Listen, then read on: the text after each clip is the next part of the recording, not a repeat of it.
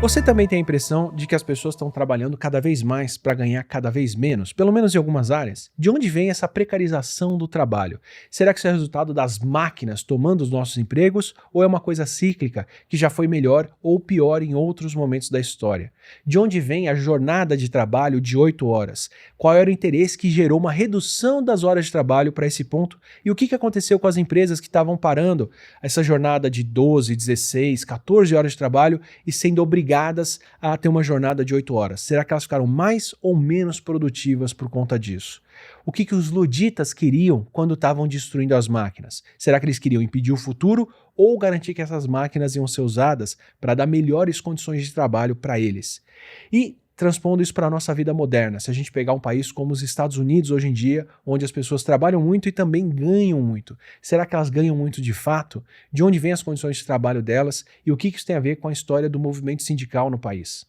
Tudo isso e várias questões da nossa vida de trabalho moderna a gente quer discutir aqui no Não Ficção com especialistas, para trazer ciência para o dia a dia com quem estuda e entende disso. O nosso especialista de hoje é o Rui Braga, que é professor do Departamento de Sociologia da USP, foi professor visitante na Universidade da Califórnia em Berkeley e na Universidade Estadual da Pensilvânia, as duas nos Estados Unidos, coordenou o Centro de Estudos dos Direitos da Cidadania da USP e está lançando A Angústia do Precariado, Trabalho e Solidariedade no Capitalismo Racial, que é um livro sobre a classe trabalhadora americana.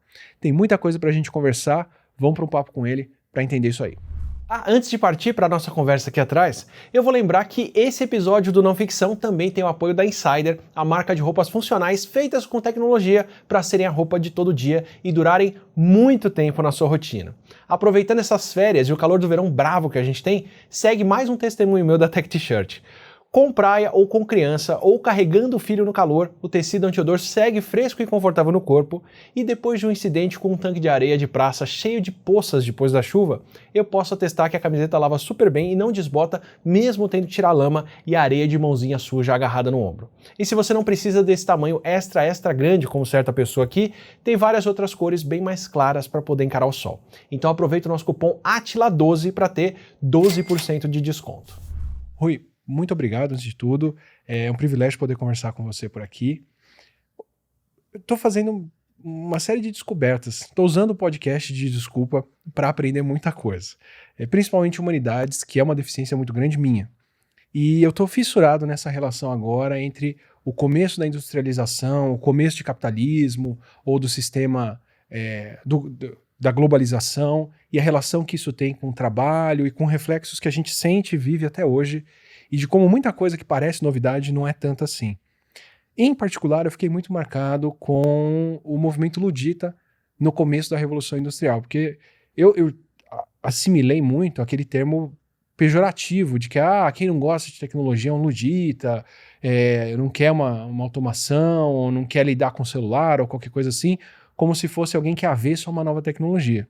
E recentemente fui ouvir o Blood in the Machine, que é um livro que reconta o começo do movimento ludista e onde ele surge, e vi que é o completo oposto, assim, que era um pessoal que era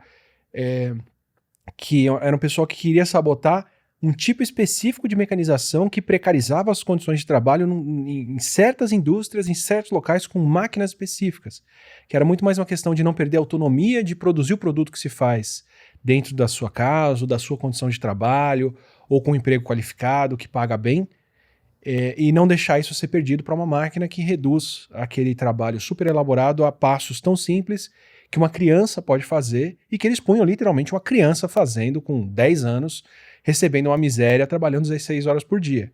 Eu não tinha noção do que era a fábrica passar num orfanato, levar uma carroça e soltar essas crianças no maquinário que moe adulto. É muito brutal esse movimento. E então eu queria começar conversando com você sobre isso. O que é o ludismo? Como é que começa esse trabalho mais mecanizado nas fábricas? O que disso reflete até hoje?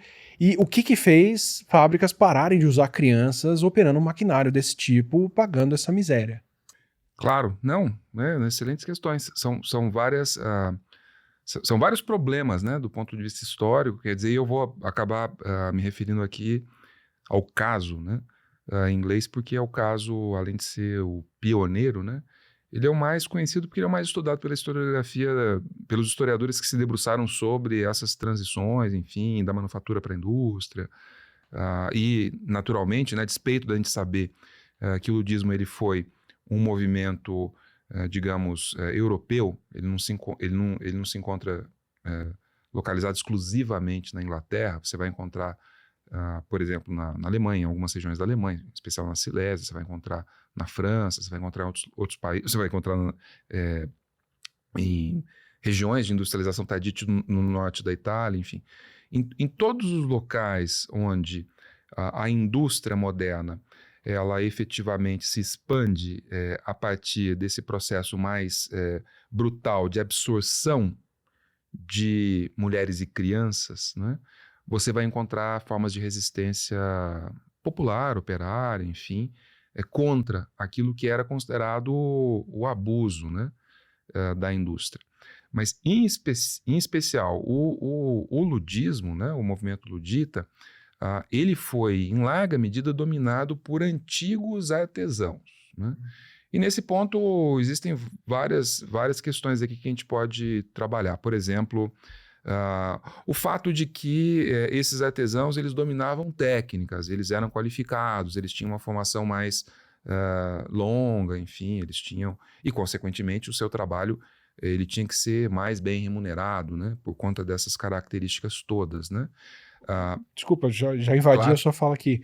Mas para mim tem um paralelo muito grande com hoje em dia quem é programador, que é essa pessoa que tem uma formação Sem longa, dúvida. já entra ganhando um salário muito bom, tem uma carreira bem definida e que por conta dessa demanda muito alta pelo que faz, consegue, entre aspas, aí, exigir regalias, né? No sentido de boas condições de trabalho, trabalha de onde quer, pode trabalhar de casa, fazer o seu horário. É uma pessoa que, por ter essa apropriação do trabalho dela, tem autonomia de fazer isso da maneira que convém.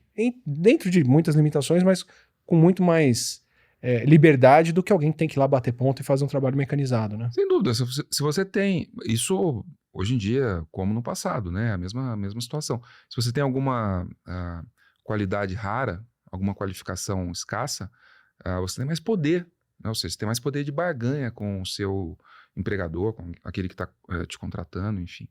E isso também acontecia no século XVIII, século XIX, né? A gente está falando aí do último quartel do século XVIII, primeiros 30 e poucos anos do século XIX, né? Tipo 1790, 1830, 40, por aí, né? Mais ou menos. Então, o que a gente verificava, o que a historiografia mostra, enfim, a historiografia especializada mostra, né? Que esses trabalhadores, ao contrário de serem aquilo que é um pouco a caricatura que se faz, né? Ou seja, eram pessoas bárbaras que atacavam as máquinas porque achavam que as máquinas aqui eram as responsáveis pela sua condição de degradação, miséria, etc, etc. Na realidade, não, né? A gente tá lidando com trabalhadores que eram mais qualificados, inclusive, do que aqueles trabalhadores que as máquinas estavam absorvendo, né? Uhum. Que eram trabalhadores, vamos dizer assim, pouco qualificados, porque a máquina passa a concentrar propriamente a inteligência produtiva, né, do processo de trabalho, né? Então, nesse caso, não. Nesse caso, você tinha, digamos, operários mais qualificados que reagiam ao uso que se fazia da máquina, né? E eles percebiam claramente que a máquina os ameaçava na medida em que os desqualificava os seus conhecimentos, os seus saberes, enfim. E, naturalmente, aumentava muito a intensidade do trabalho, o ritmo do trabalho, e alongava muito as jornadas também. A razão para isso é muito clara, é muito simples, né? Ou seja, os proprietários de máquinas, de empresas, enfim, eles, ao comprarem máquinas mais poderosas e modernas, isso aí acontece ao longo de toda a Revolução Industrial, eles estão imobilizando mais capital. E ao imobilizar mais capital, ou seja, ao colocar mais dinheiro parado numa máquina, eles têm que utilizar essa máquina pelo máximo de tempo que eles puderem para poder efetivamente consumir o seu valor de uso e transferir o seu valor para o produto sem correr o risco que o competidor, o concorrente, consiga adquirir ou inventar, ou enfim, uma máquina mais produtiva do que a dele, o que desvalorizaria o seu capital. Então, para essa máquina se pagar o quanto antes... Quanto antes ele tem que colocar essa máquina 24 horas por dia, o que for, 7 dias por semana, 365 dias por ano, porque aí ele diminui o risco de ter o seu capital desvalorizado pela competição, pela concorrência com outros capitalistas, com outros capitais, né?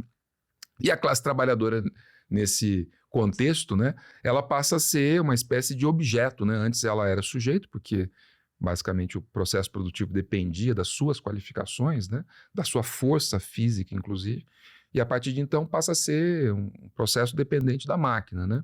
O que os desqualifica e, ao mesmo tempo, abre a possibilidade, por exemplo, dos donos de empresas, dos industriais, de contratarem mulheres, crianças, enfim, e absorvendo essas mulheres e crianças, desvalorizar vamos dizer assim, o trabalho daqueles que eram os trabalhadores adultos masculinos, que usualmente encontravam-se nas fábricas, né?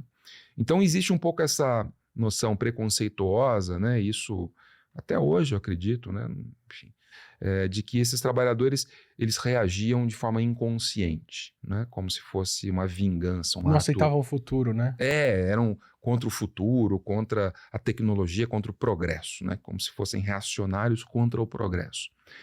E o que se verifica hoje em dia na historiografia é o contrário dessa história. Ou seja, aliás, se você for observar bem, né, por exemplo, em 1845, né, o Karl Marx, ele publica alguns artigos num jornal de imigrados alemães na França chamado Vorwärts, né? E ele faz a cobertura jornalística de um levante de tecelões, né, na Silésia, né, em Peterswalden, uma cidade, enfim, onde tinha acontecido esse tipo de vamos dizer assim, de agitação, né, de trabalhadores que invadem as fábricas e promovem quebra-quebras, né? E, desculpa, não é um quebra-quebra da fábrica, é um quebra-quebra daquele equipamento em particular que o cara instalou e não tá pagando o que aquilo rende em salário. Nesse caso específico, só para você ter uma ideia, como isso é interessante, o Marx ele esperava que os trabalhadores entrassem nas fábricas e quebrassem as máquinas. Essa era a expectativa das pessoas. Só que eles entravam nas fábricas e queimavam os livros caixa. Ou seja, eles claramente percebiam que o inimigo não era a máquina, que o inimigo era a contabilidade capitalista que estava por trás da máquina, percebe? A relação de exploração não estava na máquina, estava na contabilidade, ou seja, no controle capitalista que se faz da máquina, percebe? Então isso que era algo, enfim, que alguém registrou ali em 1845, é uma opinião que hoje está sendo corroborada pela historiografia, ou seja, a historiografia especializada nitidamente, vamos dizer assim, resgatou, não é? O ludismo desse espaço, né, eu diria, de desprezo, né, da posteridade, enfim. E hoje a gente reconhece esses movimentos como sendo movimentos autênticos, né, os primeiros movimentos de classe operária, ali final do 18, começo do século 19, ou seja, de uma classe operária industrial, né, que está ali na transição ainda entre ser um artesão qualificado e está sendo desqualificado pela máquina, né, que reage a esse processo. Essa reação, ela é uma reação violenta porque o processo é violento, ou seja, eles estão sendo violentados, tanto eles próprios quanto as suas famílias, porque os seus filhos, as suas esposas estão sendo, enfim, explorados barbaramente E dentro literalmente moídos pelas máquinas. sem dúvida, em jornadas de trabalho longuíssimas, né? 14, 15, 16 horas. Enfim, a própria história, né, da lei fabril na Inglaterra mostra, enfim, que as primeiras leis fabris na Inglaterra, por exemplo, a lei fabril de 1833, né? A primeira lei fabril foi de 1801, mas enfim, essa não teve vigência nenhuma. A lei fabril de 1833 reduzia a jornada das crianças de 8 a 12 anos para 12 horas de trabalho. São só 12 horas seja, agora. Isso é um grande salto da civilização, percebe? Por quê? Porque antes elas, como elas, basicamente, elas assistiam o trabalho adulto, ou seja, elas auxiliavam o trabalho adulto, então elas acompanhavam os trabalhadores adultos ao longo de toda a jornada, de 16, 17, às vezes 18 horas de trabalho. Então, enfim, como essa violência estava sendo imposta sobre essas famílias de trabalhadores, os trabalhadores também reagiam de forma violenta. Desculpa, eu cheguei a ver um relato que me marcou demais, que era o dono do orfanato, ou responsável do orfanato, negociando com o cara da fábrica que eles espalhassem os corpos das crianças em mais de um cemitério para não ficar tão na cara que todas aquelas crianças que tinham saído do orfanato tinham morrido. É isso, o movimento, né, de industrialização foi um momento brutal, né? O Marx, no Capital, né, enfim, no famoso capítulo 8 sobre a jornada de trabalho, o Marx chama esse momento de 1770 a 1833, para a gente ficar numa data, que é a promulgação da primeira lei fabril, ele chama esse momento de o momento das orgias do capital. Ou seja, o capital perde completamente a compostura, percebe?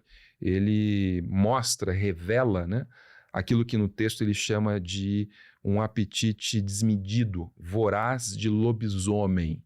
Ele fala em sede vampiresca, né, por trabalho humano vivo, né? E essa sede, enfim, ela se repercutia, né, ela incidia sobre mulheres e crianças, né? Mulheres, jovens e crianças. Né? E uma coisa que me marcou pra caramba nisso também, na conversa com o Rafael Marquesi, quando a gente fala sobre a relação entre café, escravidão e gestão de trabalho, que começa como gestão de trabalho escravo e depois vai para gestão de trabalho fabril. É isso, é o sistema de plantation, né? É a primeira forma capitalista da organização do trabalho. Obrigado. Me marcou como também tem um caminho de volta, né? Como a fábrica que agora não usa mais lã de carneiro, que não usa mais outras fibras que são boas para você trabalhar artesanalmente, mas que engripam na máquina, estouram, e começa a demandar algodão, gera a necessidade da plantation, que antes não fazia sentido existir. E aí ela leva a necessidade daquele trabalho escravo moderno, como se implantou, como talvez a gente já tivesse aqui com o plantio do açúcar, descubro num próximo episódio aqui, sim, mas no café que vai alimentar o pessoal na fábrica e o algodão que vai alimentar os tecidos da fábrica, né? Sem dúvida. Então, assim, pode ser que o modelo de gestão dos funcionários venha da plantation, mas a plantation vem dessa necessidade fabril. Então ela também está explorando gente na plantação lá, né? É uma relação, claro. É uma relação íntima, né? Entre, de um lado, a fábrica ou a formação, né? Desse modelo, desse modo de produção industrial com todo um contexto, vamos dizer assim, uma região do mundo, né, que passa a abastecer esse sistema, esse modo de produção de insumos, matérias-primas, tudo aquilo que se precisava para se produzir em escala industrial, enfim, tecidos, etc. Né? Então você tem ali um sistema, na verdade, né? E esse sistema, ele não pode escapar do problema da escala. Como que você organiza o trabalho humano em larga escala, percebe? Então você tem que ter um controle muito sistemático, muito, entre aspas, racional, muito brutal, porque uma coisa é você obrigar uma pessoa a trabalhar, 2 pessoas a trabalhar, 3 pessoas a trabalhar. Outra coisa é você obrigar 500 pessoas a trabalhar, 5.000 pessoas a trabalhar. 100 mil a gente chega a ter numa Foxconn da vida. 100.000 pessoas a trabalhar, ou seja, você tem que ter realmente um poder concentrado e uma, vamos dizer assim, uma violência, né, muito forte para que essas pessoas trabalhem, por exemplo, no mesmo ritmo, acompanhem o ritmo da máquina, trabalhem no mesmo ritmo, consigam efetivamente suportar jornadas muito longas e tudo aquilo que, enfim, vai contra, né, a nossa, sei lá, os nossos limites físicos e morais humanos, né? Então isso tudo é muito, muito demandante, né? Tanto de despotismo, né? Poder autocrático de um lado, quanto de violência pura de outro, né? Violência aberta de outro, né? Eu tô fazendo essa paradinha aqui para você poder tomar um café e lembrar de assinar o nosso canal para receber os próximos episódios do Não Ficção e os próximos vídeos do canal. E para quem já se inscreveu, curte o que vê aqui, pense em se tornar um membro, uma membra, mandar um valeu demais ou mandar um pix para contato@atiliamarino.com.br. Esse tipo de apoio faz muita diferença pra gente. Antes de seguir nessa parte dessa sistematização da industrialização, me conta um pouco o que acontece com a qualidade do que é produzido, do que a gente abre mão quando você tem essa troca do trabalho artesanal pelo trabalho industrial. Porque mesmo hoje, para fazer um paralelo, né, o que me trouxe para esse assunto é a automação hoje em dia com inteligência artificial. É o ChatGPT, são dilemas parecidos até, né? Você tem, por exemplo, os programas que geram imagens que os artistas criticam porque pegam o trabalho artesanal deles, hiper qualificado, que levaram décadas para fazer e organizar. Você alimenta uma máquina com isso e aquele programa agora consegue reproduzir esse trabalho em escala insana. Mas que não tem a mesma qualidade do original. Mas que não é o ponto. O ponto é ser barato. E de repente uma imagem que custou uma fração de centavo para fazer, mesmo se ela tiver 6 dedos, ela ainda é mais interessante para quem gerou do que uma foto que custou milhares para ser feita. Então você abre mão do bom pelo medíocre mais barato. Tem um paralelo no que sai da fábrica também nesse sentido? Sem dúvida, você matou a charada quando você usou a palavra qualidade, né? Ou seja, o que se sacrifica, né?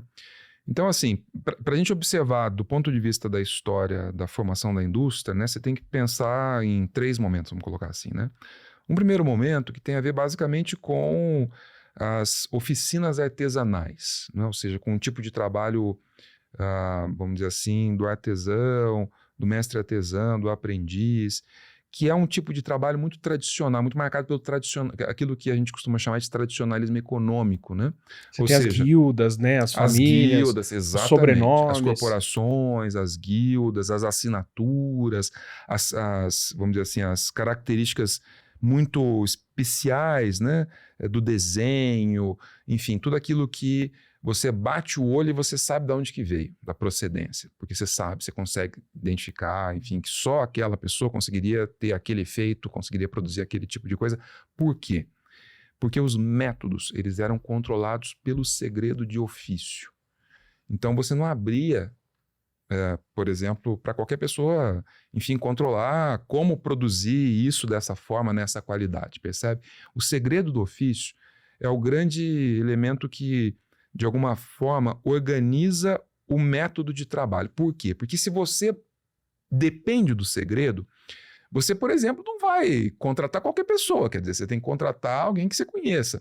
E quem você conhece? Você conhece o teu irmão, teu tio, teu sobrinho, teu filho, Todos os Ferreira, todos as pessoas que eram próximas a você, evidentemente, todos as famílias, vamos colocar, os laços eram consanguíneos, né? Por quê? Porque você tem que manter o segredo, você tem que, não pode abrir, né? Isso fazia o quê no final das contas? Entre outras coisas, fazia com que a formação fosse longa, fazia com que você não tivesse muita elasticidade para absorver gente.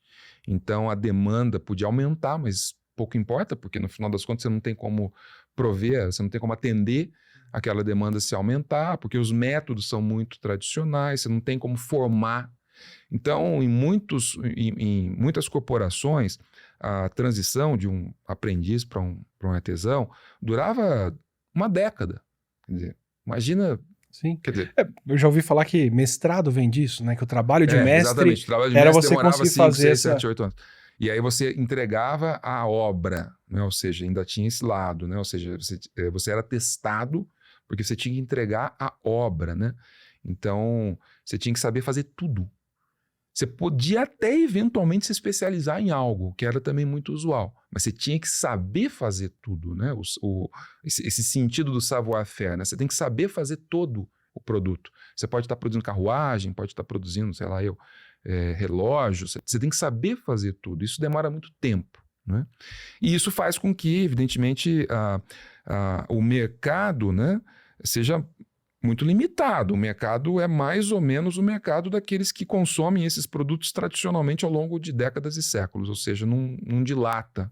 Como hoje você querer consumir um produto artesanal, né? Exatamente. Um produto com procedência definida. Vai pegar um queijo canastra lá de Minas. Isso. Os caras fazem aquele lote, aquela produção, exatamente. só sai daquele lugar. Daquele lugar, porque está delimitado por uma certa extensão do território. Isso aí não pode se estender, porque o território tem características muito próprias. Por quê? Porque você busca a qualidade. O problema é que você teve, enfim, a expansão ultramarina, você teve a formação do comércio mundial, do mercado mundial. E a partir daí, esse modelo, esse método de organização, ele vai passar por uma flagrante transformação. Essa flagrante transformação é a manufatura, ou seja, a decomposição daqueles ofícios, daqueles saberes fazeres, a especialização e a divisão. É a famosa divisão do trabalho, divisão manufatureira do trabalho, ou seja, você pega vamos dizer assim, as etapas, né? E vai definindo, vai dividindo o tempo, vai atribuindo para indivíduos diferentes, né? Cada etapa, e vai transformando o gesto produtivo em algo muito elementar. E vai recompondo, né, esses gestos a partir daquilo que seria o ótimo para se produzir em escala. Então, a ideia é ganhar escala, né? Ainda assim, a manufatura retinha, né, muito do saber fazer, dos ofícios, dos conhecimentos de ofício. Por quê? Porque a manufatura dependia praticamente que exclusivamente, né, na habilidade dos trabalhadores artesanais. Então, o ritmo, a força, a qualidade, isso tudo contava muito, né? A historiografia costuma dizer que vamos dizer assim, a manufatura ela era um sistema de trabalho virtuoso apoiado na degradação do trabalhador individual, do trabalhador parcial. Então, a virtuosidade era a consequência da degradação desse trabalhador parcial. Uma coisa implica na outra. Sim, era uma espécie de necessidade, né, de combinar uma coisa com a outra, né, enfim. Mas ainda assim, você tinha, nas manufaturas, né, você tinha a mão humana. E a mão humana, por exemplo, para atingir um papel de parede, para fazer uma quantidade X de alfinetes, para fazer uma quantidade X de cartas, para fazer... A mão humana, ela evidentemente, ela é muito imperfeita, no entanto, ela tem uma qualidade que, enfim, é uma qualidade refinada, né? Ou seja, a escala humana, né? A escala da qualidade. O limite é o limite humano, né? A qualidade é humana. Então, enfim, era muito conhecido, por exemplo, quando a indústria chega na indústria de produção de papel de parede, né?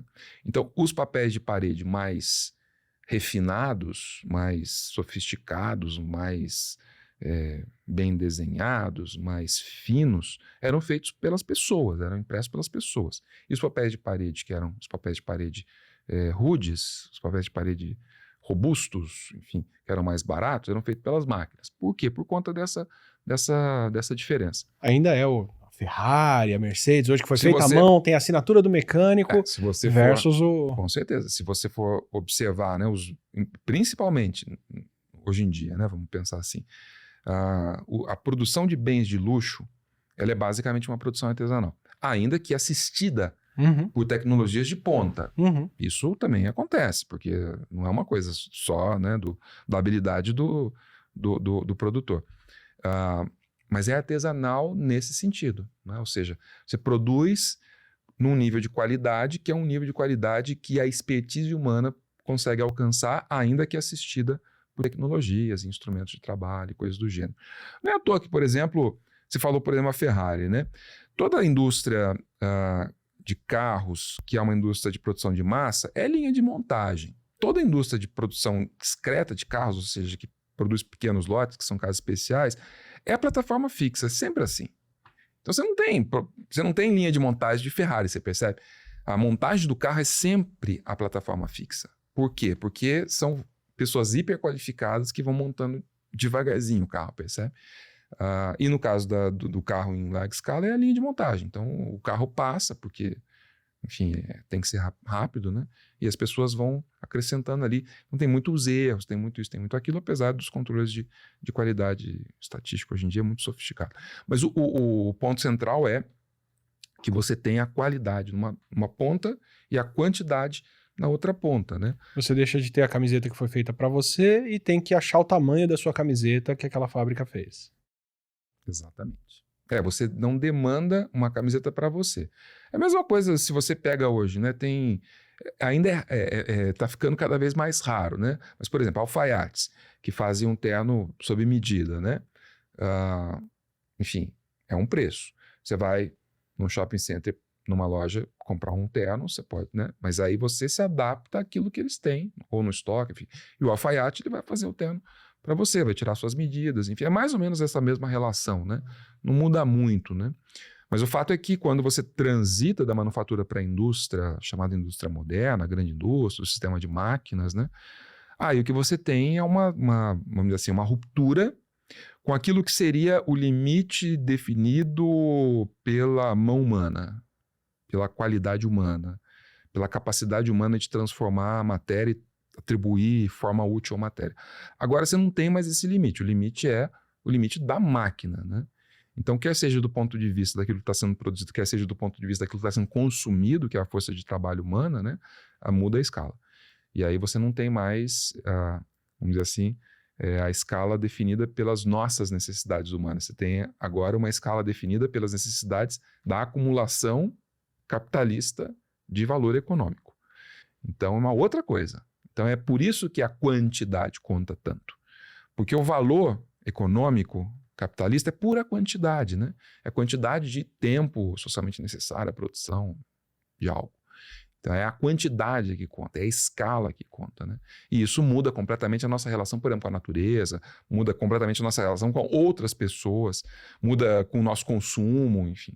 É uma microescala disso, é um drama que a gente vive trabalhando com redes sociais, por exemplo, que é você tentar convencer marcas ou, enfim, quem for de que uma coisa é escala, outra coisa é com quem você fala e o que você fala. Que, eu faço um conteúdo de 1 hora, hiper qualificado, eu tô falando com esse número de pessoas, mas é uma coisa. Outra coisa é você falar com 100 milhões de pessoas de uma vez, mas é o mesmo dilema. Claro. Seguindo nessa linha de... Vou aproveitar que você falou da produção de carros. Eu falei, você falou. Eu tenho a impressão de que a gente tem esse começo brutal, né, essa fase sem amarras da industrialização explorando as pessoas, mas, como você diz, a partir de 33 ou daí para frente, você começa a ver os direitos trabalhistas aparecendo. Mas, ao mesmo tempo, pelo menos na minha cabeça, é mais ou menos o período onde você começa a ter uma mecanização ainda maior da indústria e a coisa feita em uma escala que depois vai ter lá o Fordismo com a linha de produção clássica mesmo e a produção moderna. Me dá um pouco dessa transição e o que acontece quando a gente tem o Fordismo, ou quando a gente tem os primeiros industrialistas falando, não, eu vou quantificar quantas horas você investe em cada passo seu e vou otimizar isso para que você faça muito mais por hora da rosquinha que eu quero fazer aqui para ela ficar ainda mais barata no final. Não, sem dúvida. A primeira parte da questão é um pouco a história da Lei Fabril, né? Ou da legislação trabalhista, se você quiser, né? Então, o que motiva, o que impulsiona, o que está por trás? O que está por trás é a resistência da sociedade em perceber que aquele tipo de modelo produtivo, aquele tipo de processo de trabalho, aquele tipo de sistema, né, que é o sistema da fábrica, estava ameaçando a própria existência da sociedade. Então, no caso da Inglaterra, por exemplo, que é um caso conhecido, né, a aristocracia fundiária era a que controlava o Estado, né? Então, ela, a rigor, não tinha nenhum interesse específico em atender ou aprovar leis fabris ou algo do estilo, porque não as concernia, não tinha nada a ver com o seu... Né? No caso dela era a renda terra. Quem mandava era a bancada rural. Quem mandava era a bancada ruralista, sem dúvida nenhuma. Era os famosos Tories, né? Os representantes políticos, aristocratas e coisa do gênero. Para eles, o que acontecia nas fábricas era indiferente, mas deixou de ser indiferente num certo momento. Por quê?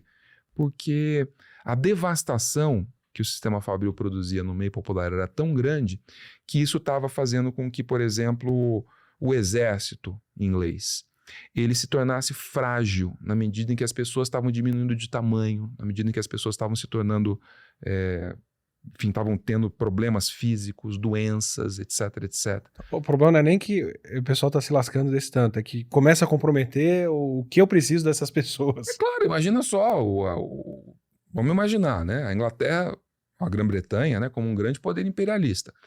Eles têm que ter exército e marinha para ocupar, por exemplo, o sul da África, enfrentar um exército do Shaka Zulu com 60 mil homens criados livres e se alimentando de carne bovina, etc. Dormindo. Né?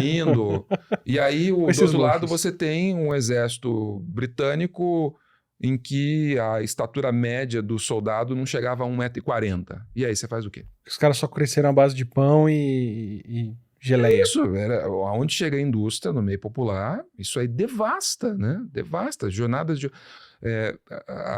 o problema das mães, quando vão para as fábricas, que se tornam desnaturadas, é um problema gravíssimo. Porque se você tem filhos crianças, como é que você vai manter essas crianças? 1, 2, 3 anos dentro de casa, se você e o seu marido estão trabalhando na fábrica? Quem é que vai cuidar? Então, o que faziam as mães? Elas davam láudano para as crianças. Elas pegavam um pelotinho de ópio, dissolvia em álcool e entregava para as crianças ficarem quietas em casa durante o dia. Dias que eram de 18 horas de trabalho. Então, o que acontecia com essas crianças, né? Tem aquela expressão famosa, eram velhinhos liliputianos, né? Por quê? Porque como o laudo, né, elas não comiam, não bebiam, porque tira a fome, tira a sede, a pele ia ressecando, ia quebrando, né? Ficava quebradiça, elas iam murchando, iam desidratando, e elas pareciam velhinhos. Só que elas tinham 1, 2, 3 anos, velhinhos liliputianos, né? Então, assim, era uma devastação social, percebe? E estas crianças é que eram recrutadas pelo exército britânico para fazer a guerra no Afeganistão, para fazer a guerra na África do Não é Sul, nem pra só fazer- quem foi empregado na fábrica, então. É quem. Não, a devastação é da família trabalhadora, né? É uma devastação que acometia os condados, né? Enfim, era uma questão de saúde pública. Literalmente uma questão de saúde pública. Elas se transformam numa questão de saúde pública gravíssima, né? Então você tem vários médicos, relatórios e assim por diante dando conta disso. Olha, as pessoas estão morrendo.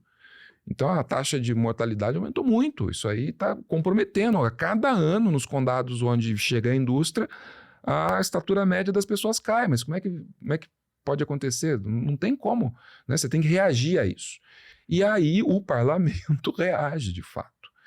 É claro que tem toda uma dinâmica política Tory, Whig, etc., mas o fato é que eles criam uma comissão de inspeção de fábrica, né? O parlamento cria uma comissão de inspeção de fábrica, liderado por um professor universitário, um geólogo, né, de Edimburgo, o Leonard Horner, para avaliar, estudar e dizer, olha, o que está acontecendo nas fábricas inglesas, percebe?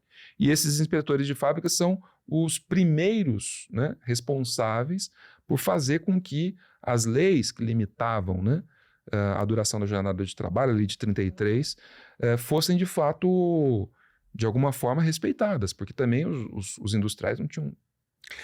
Você me respondeu uma pergunta que tinha ficado na minha cabeça, porque nesse livro que estava discutindo o movimento ludita, o livro termina com os caras sendo massacrados, com leis atrás de leis que vão tornando cada vez um crime mais grave você invadir e quebrar uma fábrica, até chegar numa pena de morte. Sim. O que me marca muito como, né, quebrei uma máquina, isso dá o direito para o Estado de matar 30 pessoas que estão envolvidas nisso, onde você coloca a vida e o dinheiro aí na balança, né? A vida de quem e o dinheiro de quem na balança, o que posso estar sendo muito inocente, mas acho muito marcante como o Estado e a polícia aí serve para falar essas vidas valem muito menos do que aquela máquina e porque elas quebraram aquela máquina a gente vai matar todo mundo aqui mesmo e que sirva de exemplo.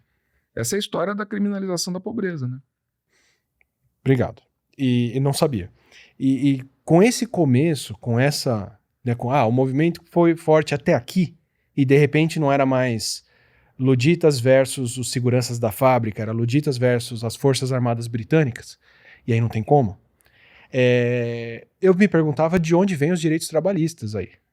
Por que a jornada muda, coisa assim. Você tá me dando uma explicação muito coerente agora, que não tem a ver com essa galera poder se mobilizar, mas sim com precisamos de soldados. Na verdade, verdadeira, é claro que isso daí, a historiografia pode ter, assim, detalhes de um lado ou de outro, mas se você pega a história da lei fabril inglesa, 33, 44, que expande, né, a limitação da jornada de crianças, né, para jovens e mulheres.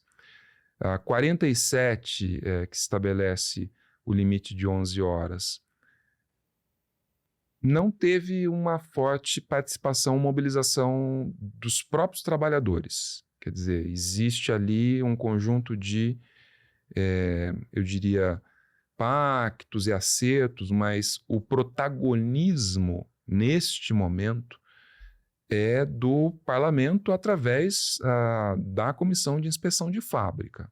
Então, o protagonismo era dos setores médios profissionalizados. Por quê? Porque a sociedade estava sendo duramente atingida e os interesses nacionais imperialistas britânicos estavam sendo duramente ameaçados. O que acontece de fato, e aí entra uma discussão interessante, é que em 1850, né? Aliás, em 48, quando tem a Revolução de Fevereiro de 48 na França, e depois a Jornada de Junho de 48 na França, e depois revoluções nacionais na Europa, a ameaça do jacobinismo e não sei o quê, o parlamento, enfim, a aristocracia fundiária, as classes proprietárias britânicas, elas entram em pânico porque eles morrem de medo do jacobinismo, morrem de medo de agitação política. E aí eles dão um passo atrás, os capitalistas, os industriais, eles simplesmente abolem as leis fabris, eles simplesmente deixam de respeitar completamente. Em 48, 49, 50, e em 50, sim, você tem uma grande mobilização de classe trabalhadora, que foi curiosamente, foi uma mobilização sem lideranças, porque o Partido Cartista, que era o partido, grosso modo, associado à classe trabalhadora, apesar de ser um partido de artesãos mais qualificados, não tinha um enraizamento muito profundo, porém, eles vocalizavam os interesses de classe trabalhadora na época, nos anos... O Partido Cartista é de 1831, se eu não me engano, mas ele só ganha tração mesmo na década de 40.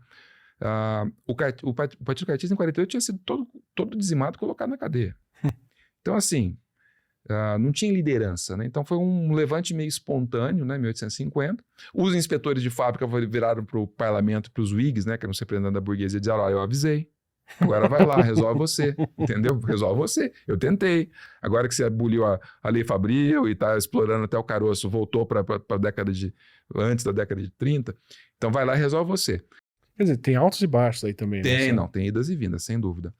E nesse momento, eles dão um passo atrás e os diferentes setores, né, que eram objeto da lei Fabril, eles aprovam em agosto, né, de 50, no 6 de agosto de 50, a Lei Fabril de 1850, que é a Lei das 10 horas, para crianças, mulheres Olha que privilégio. E jovens. Só que tem uma particularidade que, quando você generaliza as 10 horas, os trabalhadores adultos, eles não podem mais ser assistidos pelas crianças e pelas mulheres, então, na prática, o trabalho deles também é reduzido, porque eles não têm muito o que fazer sem esse apoio de mulheres e jovens e crianças, enfim. Então, a lei das 10 horas é uma lei super importante, assim, ela prevalece a partir de então, enfim, ela é hostilizada, mas ela tende a se estabelecer. A gente tem que considerar, hoje em dia, isso pode parecer estranho, mas a gente tem que considerar que a trajetória do século XIX e XX é uma trajetória de contenção da jornada de trabalho, não de expansão, né? Anteriormente, né, para citar alguns marcos históricos mais famosos, né, sei lá, 1349, desculpa, com a promulgação do Estatuto do Trabalhador, 1601 com a Lei dos Pobres, 1727, todas essas leis eram leis de expansão da jornada de trabalho. A partir de 33, a tendência é de queda ou estabilização da jornada de trabalho. Então, por exemplo, a Congregação dos Trabalhadores nos Estados Unidos, que é o Congresso de Baltimore, em 1866, ela é a primeira vez na história humana que se reivindica 8 horas de jornada de trabalho. E 15 anos depois já era mais ou menos frequente em alguns estados americanos a jornada de 44 horas semanais, percebe? Nenhuma indústria quebrou em reduzir de... Ao contrário, quando você não tem... Isso aí, os próprios industriais na década de 40, aqueles que foram obrigados a, enfim, respeitarem a lei pelos inspetores de fábrica, né? Eles já percebiam que a produtividade aumenta, porque se você não tem como ampliar a jornada, ou seja, fazer com que o trabalhador trabalhe, sei lá, 12, 14, 18, 20 horas, matando a sua força de trabalho, tendo os custos de reposição de trabalhadores, você tem que investir em outro lado. Você tem que investir aonde? Na produtividade das máquinas. Você tem que fazer com que o seu negócio, a sua indústria, seja mais eficiente, seja mais racional, seja mais produtiva. Então você começa a caçar os tempos mortos. No meu caso, depois que meu filho nasceu. Eu não tenho mais como ficar 8 horas para entregar alguma coisa. Fazendo alguma coisa. O menino dormiu. Vamos. Senta no computador, manda tudo, faz Você tudo. tem que reorganizar o seu tempo, percebe? Que você tem que fazer mais num período de tempo ou menor, ou enfim, no mesmo período de tempo. Você tem que tornar o seu tempo mais produtivo, percebe? E isso é uma fonte incrivelmente importante de inovação tecnológica. Então, reduzir a jornada de trabalho, aumentou a produtividade, trouxe Muito. inovação. Muito. É uma das principais fontes de inovação até hoje, quer dizer, que a gente não se dá conta disso, né? Mas por que, por exemplo, para citar um exemplo, por que o trabalho na informalidade ele é tão improdutivo no sentido de que você tem jornadas longuíssimas e rendas muito pequenas? Porque é um trabalho improdutivo, porque ele não tem em si próprio, em si mesmo, ele não tem um impulso de busca de produtividade. Ele não é otimizável, entre aspas. Exatamente. Ele não está lidando ali. A tecnologia, ela vem exatamente... O uso capitalista da tecnologia, ele tem diferentes variáveis, mas os desdobramentos do ponto de vista de produtividade do trabalho, eles têm muito a ver com esse constrangimento que a sociedade realiza, né? Em conter essa ânsia, né? Por tempo de trabalho em certos limites que são limites razoáveis, né? Então, por isso que eu digo, século XIX, século XX foram séculos em que você observa a tentativa de conter a jornada de trabalho. Então, 66, 8 horas, 10, 15 anos depois, já era uma realidade jornada de 44. 1915, por exemplo, o Uruguai foi o primeiro país, por incrível que isso possa parecer, né? Os uruguaios foram o primeiro país da humanidade a colocar na lei, né, na Constituição, a jornada de trabalho de 8 horas. E na década de 30, você teve a promulgação do New Deal, né? Em 38 você tem, no caso dos Estados Unidos, né, a jornada de trabalho de 40 horas. A gente está falando de jornada de trabalho de 40 horas, o que dá, sei lá, 6 horas de trabalho por dia. Hoje, nós temos entregador de aplicativo fazendo 14, 15, 16. Motorista de Uber fazendo 14, 15, 16. Não com a tecnologia da década de 30. Com a tecnologia de 2023. Percebe? Percebe o nível de retrocesso? Eu tô fazendo essa paradinha aqui para você poder tomar um café e lembrar de assinar o nosso canal para receber os próximos episódios do Não Ficção e os próximos vídeos do canal. E para quem já se inscreveu, curte o que vê aqui, pense em se tornar um membro, uma membra, mandar um valeu demais ou mandar um pix para contato@atiliamarino.com.br. Esse tipo de apoio faz muita diferença pra gente. Deixa eu fazer esse salto então, vou pular o Fordismo, vou pular esse meio todo. Porque você está me dizendo que com essa jornada de 8 horas, muito da reivindicação dos luditas lá atrás era não só viável, como interessante para todos.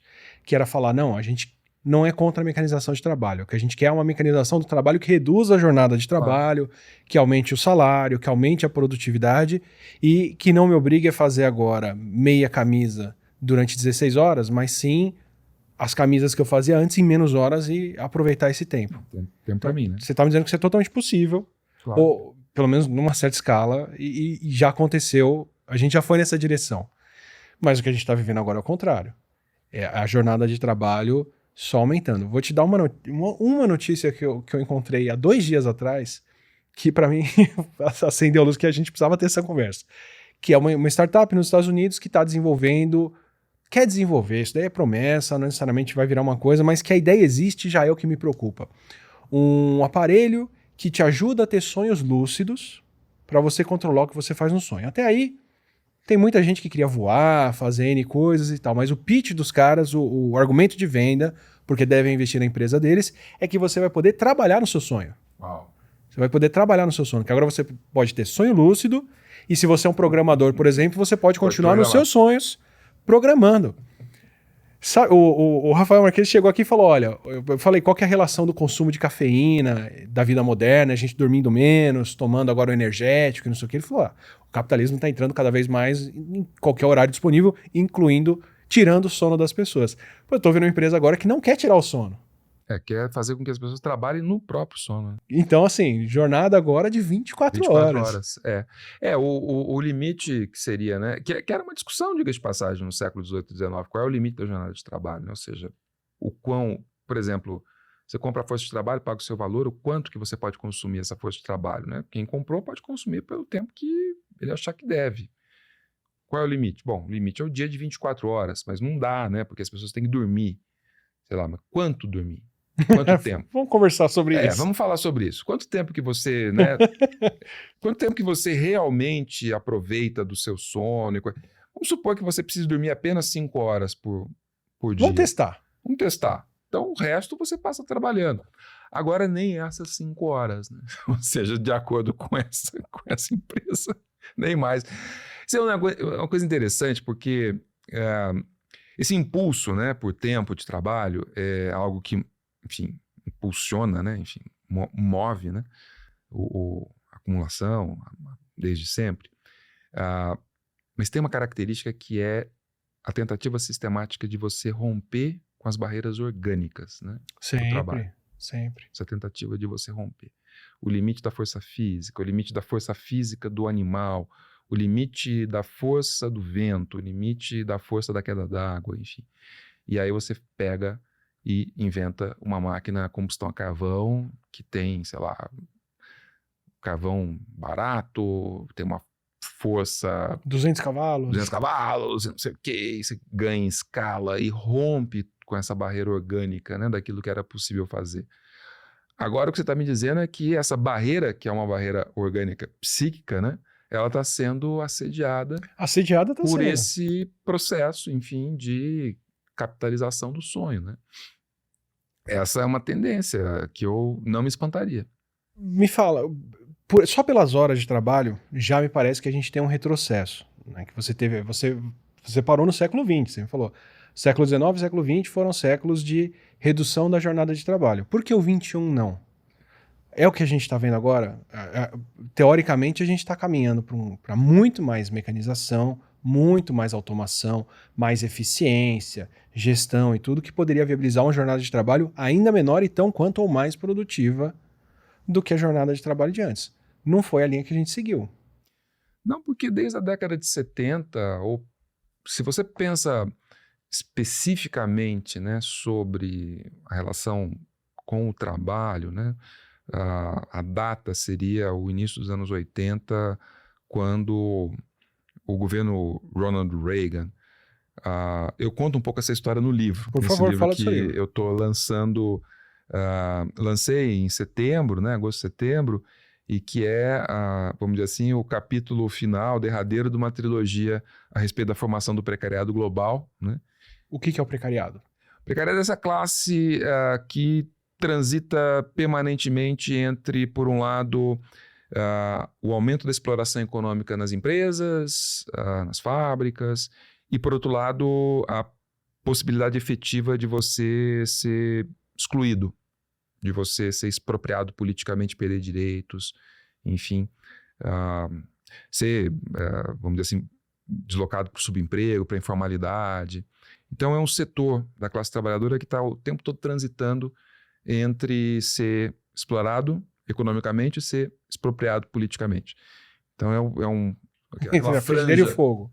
Entre o ferro e o fogo. É aquela franja, vamos dizer assim, mais precária, que ganha menos, mais racializada da classe trabalhadora, aqueles que ganham realmente muito pouco, em torno de 1,5 salário mínimo, hoje muito representado pelo setor de entregas, por exemplo, os bike boys, os motoboys, o pessoal de entrega de aplicativos, que trabalha para aplicativos, enfim.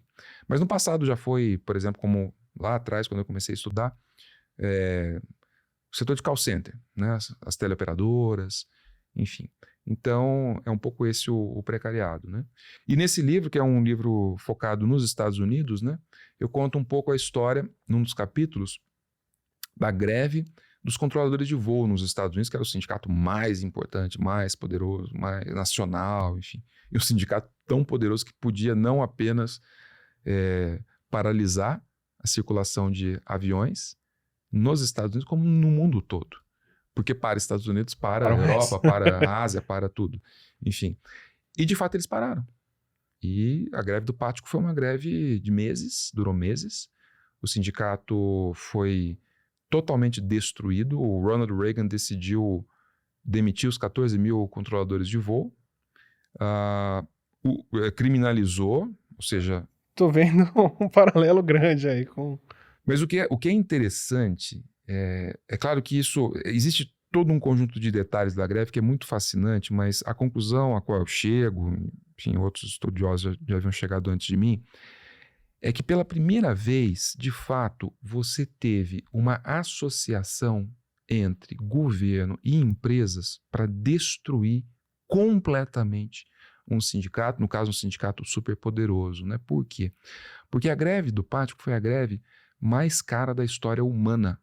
Nossa. Ela implicou prejuízos por conta da paralisação do transporte aéreo, fim de cargas e passageiros, etc. e tal, que na época foi calculado em 2 bilhões de dólares, o que daria hoje, em termos de inflação e coisa do estilo, alguma coisa em torno de 30 bilhões de dólares. Imagina uma greve que causa esse prejuízo, né?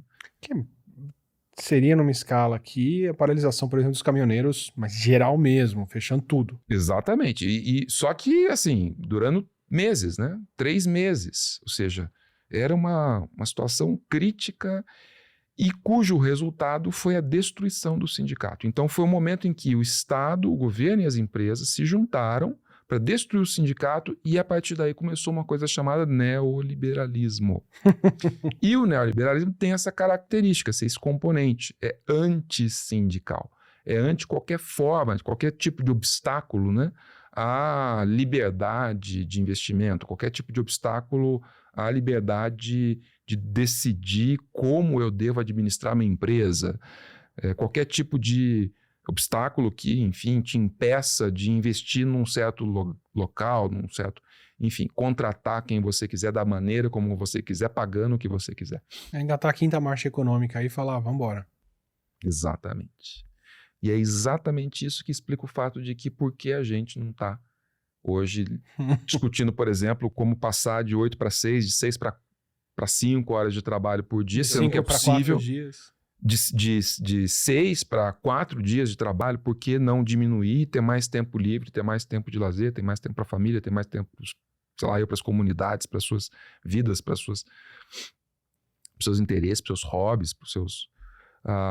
e a gente está discutindo jornadas de 14, 15, 16 horas de entregador de aplicativo. É por isso que a gente está falando isso. Porque você teve uma decisão de governos e empresas de, vamos dizer assim, se colocar numa postura completamente antissindical. E quando você tem sindicatos na defensiva, ou muito frágeis, ou muito, vamos dizer assim, muito criminalizados, com uma enorme dificuldade de se organizar, negociar, o que quer que seja, a desigualdade aumenta muito. As desigualdades de renda aumentam muito, é um pouco a trajetória, né, do capitalismo a partir da década de 80, 90, enfim. As desigualdades aumentam muito.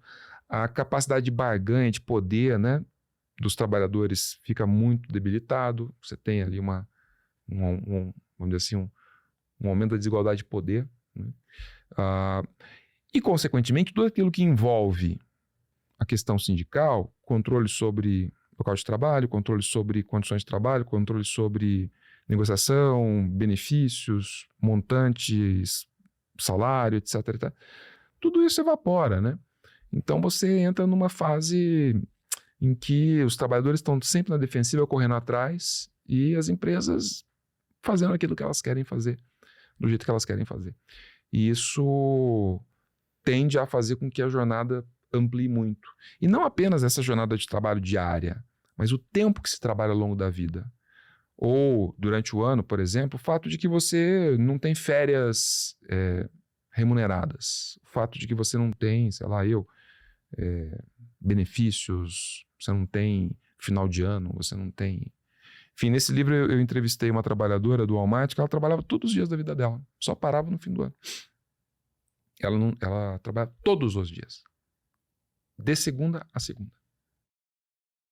Enfim, porque a renda era muito pequena, porque ela tinha que se virar com 2, 3 empregos, ela era estoquista no Walmart no final de semana, né?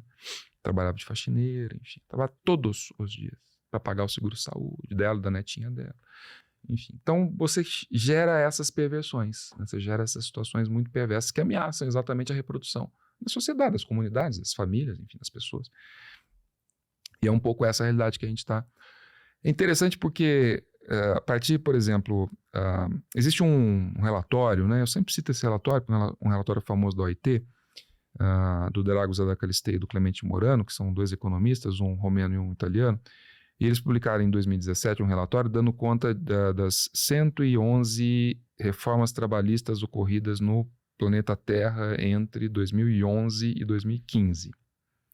E Um corte bem específico. É um corte específico por conta do desdobramento da crise de 2008. Certo. Então era um pouco... a partir da crise de 2008, você teve uma multiplicação em escala global de reformas da lei trabalhista em 100 e tantos países, 111 países. E era uma pressão que já vinha dos anos 2000, é uma pressão que recua a entrada da China em 2001, na OMC. Quando a China entra, o mundo do trabalho se transforma e a China pressiona para baixo o valor da força de trabalho em escala global, porque ela controla politicamente o valor do yuan, enfim, eu não sei qual é a moeda que eles usam internacionalmente, mas enfim, ela controla politicamente o valor do yuan, então ela derrubou, comprimiu artificialmente, politicamente, o valor da força de trabalho em escala mundial. Que foi a forma que eles tiveram de trazer todo o trabalho para dentro do país, né? Exatamente. Antes de falar dessa parte da entrada da China, o que isso faz com a dinâmica de salários, o custo, né, da industrialização, onde essa industrialização passa a acontecer, que é quase toda na Ásia agora, né, quase que exclusivamente, ainda na parte da sindicalização, deixa eu contar um pouquinho da minha experiência nos Estados Unidos para te perguntar que partes dessas que tem a ver com esse fechamento dos sindicatos e essa perda de direito trabalhista. Porque a gente vê muitas pessoas falando sobre o poder de compra do americano, ou o salário e tudo, mas tendo trabalhado lá por um tempo como pesquisador, então é uma outra dinâmica, né, com Bolsa do Brasil e tudo, o que me chamou a atenção e me marcou foi uma outra parte do como funciona a dinâmica do país. Então, por exemplo, você não tem sistema público de saúde. E o sistema privado é insanamente caro. Eu cortei um dedo, já falei isso num vídeo aqui, eu cortei a pontinha do dedo fazendo café da manhã. Sangrou, tive que ir no hospital para cauterizar. Os caras foram lá com uma coisinha quente e queimaram a veia. Esse gesto foi $2.500. Porque eu fui de táxi pro hospital, que se eu tivesse pegado uma ambulância, era mais 2.500 tranquilo. E era o hospital da universidade, que é um hospital barato. O meu plano de saúde pagou isso, mas porque eu era obrigado pela universidade a ter um plano de saúde. Porque se não tivesse plano, eles já tiveram um caso de uma aluna que ela chegou grávida, ia fazer uma análise de alguns dias, teve uma complicação no parto, teve que fazer um parto adiantado no hospital e ela saiu depois de 3 dias, ou depois de um tempo na UTI, porque a criança nasceu antes, alguma coisa assim, 30, com uma dívida de $500 mil. Ela se faliu financeiramente, uma canadense, porque os poucos dias que ela passou nos Estados Unidos envolveram uma internação em UTI. E aí eu fui descobrir que o motivo de falência de 60% das famílias, 40% das famílias é uma emergência de saúde. E aí o que junta nisso? Você não tem plano de saúde, a empresa te dá o plano de saúde, porque não existe plano por fora ou é muito caro, não tem sistema público, então você está na mão da empresa não pelo salário, mas pelo plano de saúde, porque se você precisar de um atendimento de saúde fora disso, quebrou. Então, você não está indo pelo salário para a empresa, você está indo pelo plano. Aí, a empresa não tem aviso prévio. Então, você pode um dia chegar para trabalhar, como eu tive um amigo que trabalhava no restaurante, ele chegou um dia, o restaurante estava fechado, e ele descobriu que ele tinha sido demitido e acabou. Assim, fechou, é isso. Não tem ônus, né? Exato. Patronal. Você recebeu o seu salário semana passada, essa semana você não trabalhou, você não vai receber e acabou aí. E então, se você quebra uma perna, se você tem uma torção, se você tem alguma coisa, você não pode ir trabalhar, você não vai ganhar. Exato. Você não tem, né, nada. E todo o resto desencadeia.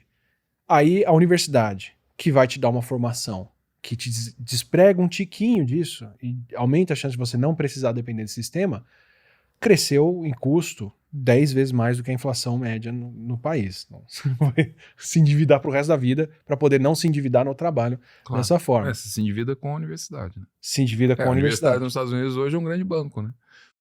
E é isso, né? Você faz um empréstimo e tenta investir. De dinheiro, é empréstimo de dinheiro para pagar mensalidade. Para ver se isso se paga. E aí você tem daquele buffet de remédio para dor na farmácia, que no começo eu ficava, nossa, como os caras são arrojados, eles têm qualquer coisa, e depois eu descobri que não. Se a sua perna não caiu, você passa qualquer pomada, creme, não sei o que, toma 10 pílulas aí e segue trabalhando, porque você não pode parar para ir num posto de saúde que não existe, para cuidar daquela dor crônica que não sei o quê. Então, assim, quanto dessas coisas que para mim eram bizarras vem dessa perda de direito ou desse fechamento de sindicatos, por exemplo? Tem tudo, toda a relação. Nesse livro, eu conto um pouco, né, porque eu fiz pesquisa nos Apalaches, né, numa pequena cidade chamada Tyrone, que é uma cidade rural, no meio da Pensilvânia, uma área bem rural. Uma cidade que tem uma curiosidade que é a cidade da fábrica em atividade mais antiga dos Estados Unidos, que é a American Eagle Paper Mill, né? Enfim, então eu tive a oportunidade de entrevistar muitos trabalhadores e assim por diante, e conta um pouco a história da segunda para a terceira onda de epidemia de opioides. Porque você, nos anos 2000, foi nos anos 90, nos anos 2000, você teve uma primeira onda de, enfim, analgésicos, opioides, que eram distribuídos em escala industrial, exatamente nos Apalaches, nessas pequenas comunidades de trabalhadores pobres, porque eles não têm plano de saúde, eles fazem trabalho braçal, eles se acidentam com muita frequência, com muita facilidade. Como não tem nenhuma regulação de jornada de trabalho também, muitos deles trabalham, como eu disse, citando o exemplo dessa trabalhadora do Walmart, trabalham todos os dias, não tem aposentadoria pública, consequentemente tem que trabalhar até 70 anos, 75 anos. Ela me dizia, né, eu trabalho todos os dias, eu trabalho em pé, né, eu faço faxina, se eu não tomar analgésico, eu não consigo terminar minha jornada, as minhas infinitas, né, jornadas, né. E ela tinha um filho que era dependente de heroína, porque ele trabalhava numa transportadora, machucou as costas, não tinha plano de saúde, não tinha dinheiro para pagar uma cirurgia, uma internação. Ele cuidou ali enquanto pôde com Oxycontin e outros medicamentos. Os médicos pararam de prescrever quando perceberam que eles estavam viciando essas pessoas, né? E ele, desesperado, mudou para heroína. Que é outro opioide que sobrou ali. Que é aquela coisa de baixíssima qualidade, mas que estava circulando, porque hoje você tem também uma onda uma inundação de heroína nessas pequenas comunidades, enfim, você tem o tráfico. A heroína não é produzida nos Estados Unidos, a gente sabe bem disso, enfim, mas geralmente tem participação, produção do México, e cartéis e coisas do gênero, então você fica ali imerso numa rede de contravenções e crimes e coisas do gênero. E agora você tem uma explosão do fentanil, né? Que entrou nesse lugar. Que é é uma droga sintética poderosíssima, 100 vezes mais poderosa do que a morfina e não sei das quantas. E essas pessoas, elas estão tendo a vida destruída. E você tem hoje, por exemplo, o dado que eu me lembro do ano passado, 80 mil mortes de overdose por fentanil. Não, já é muito mais. Deve ser mais, né? Os dados, enfim, que eu tenho, não do ano passado, de 2022, que eu me lembro. Mas no começo dos anos 2010 era 10 mil. Hoje, sei lá, 90, eu não sei quantos. Mas o aumento é exponencial, né? E esse pessoal, essas mortes, né, chamadas mortes por desespero, tem tudo a ver com essa combinação perversa entre, por um lado, a mercantilização da saúde, como você lembrou bem, não tem saúde pública, né?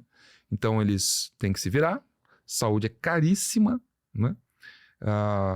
O próprio sistema privado com como dizem, os seguros saúde, que são um pouco mais baratos, você compra, mas você não usa, porque eles são impossíveis de serem usados, eles são de baixíssima qualidade, ninguém aceita, nunca paga. As famílias, elas entram em falência, mesmo quando tem plano de saúde. Porque é muito comum você ter aqueles arranjos de, o plano paga 80%, você paga 20%, ou você paga... Eu conheci gente que estava em alto escalão do Facebook, com o melhor plano de saúde que o negócio dava, e o rebate, que era o que tinha que pagar de volta pro melhor plano, num parto era $20 mil. É isso, era incrivelmente alto. As pessoas estão totalmente expostas, né? De um lado, e por outro lado, o trabalho precário. O fato de que você não tem sindicatos, por exemplo, para negociar com as empresas o plano de saúde para os seus funcionários. O fato de que você não tem controle sobre a jornada de trabalho. O fato de que você não tem nenhum benefício. O fato de que seu salário é tão baixo, e nos Estados Unidos os salários dos trabalhadores subalternos é muito baixo.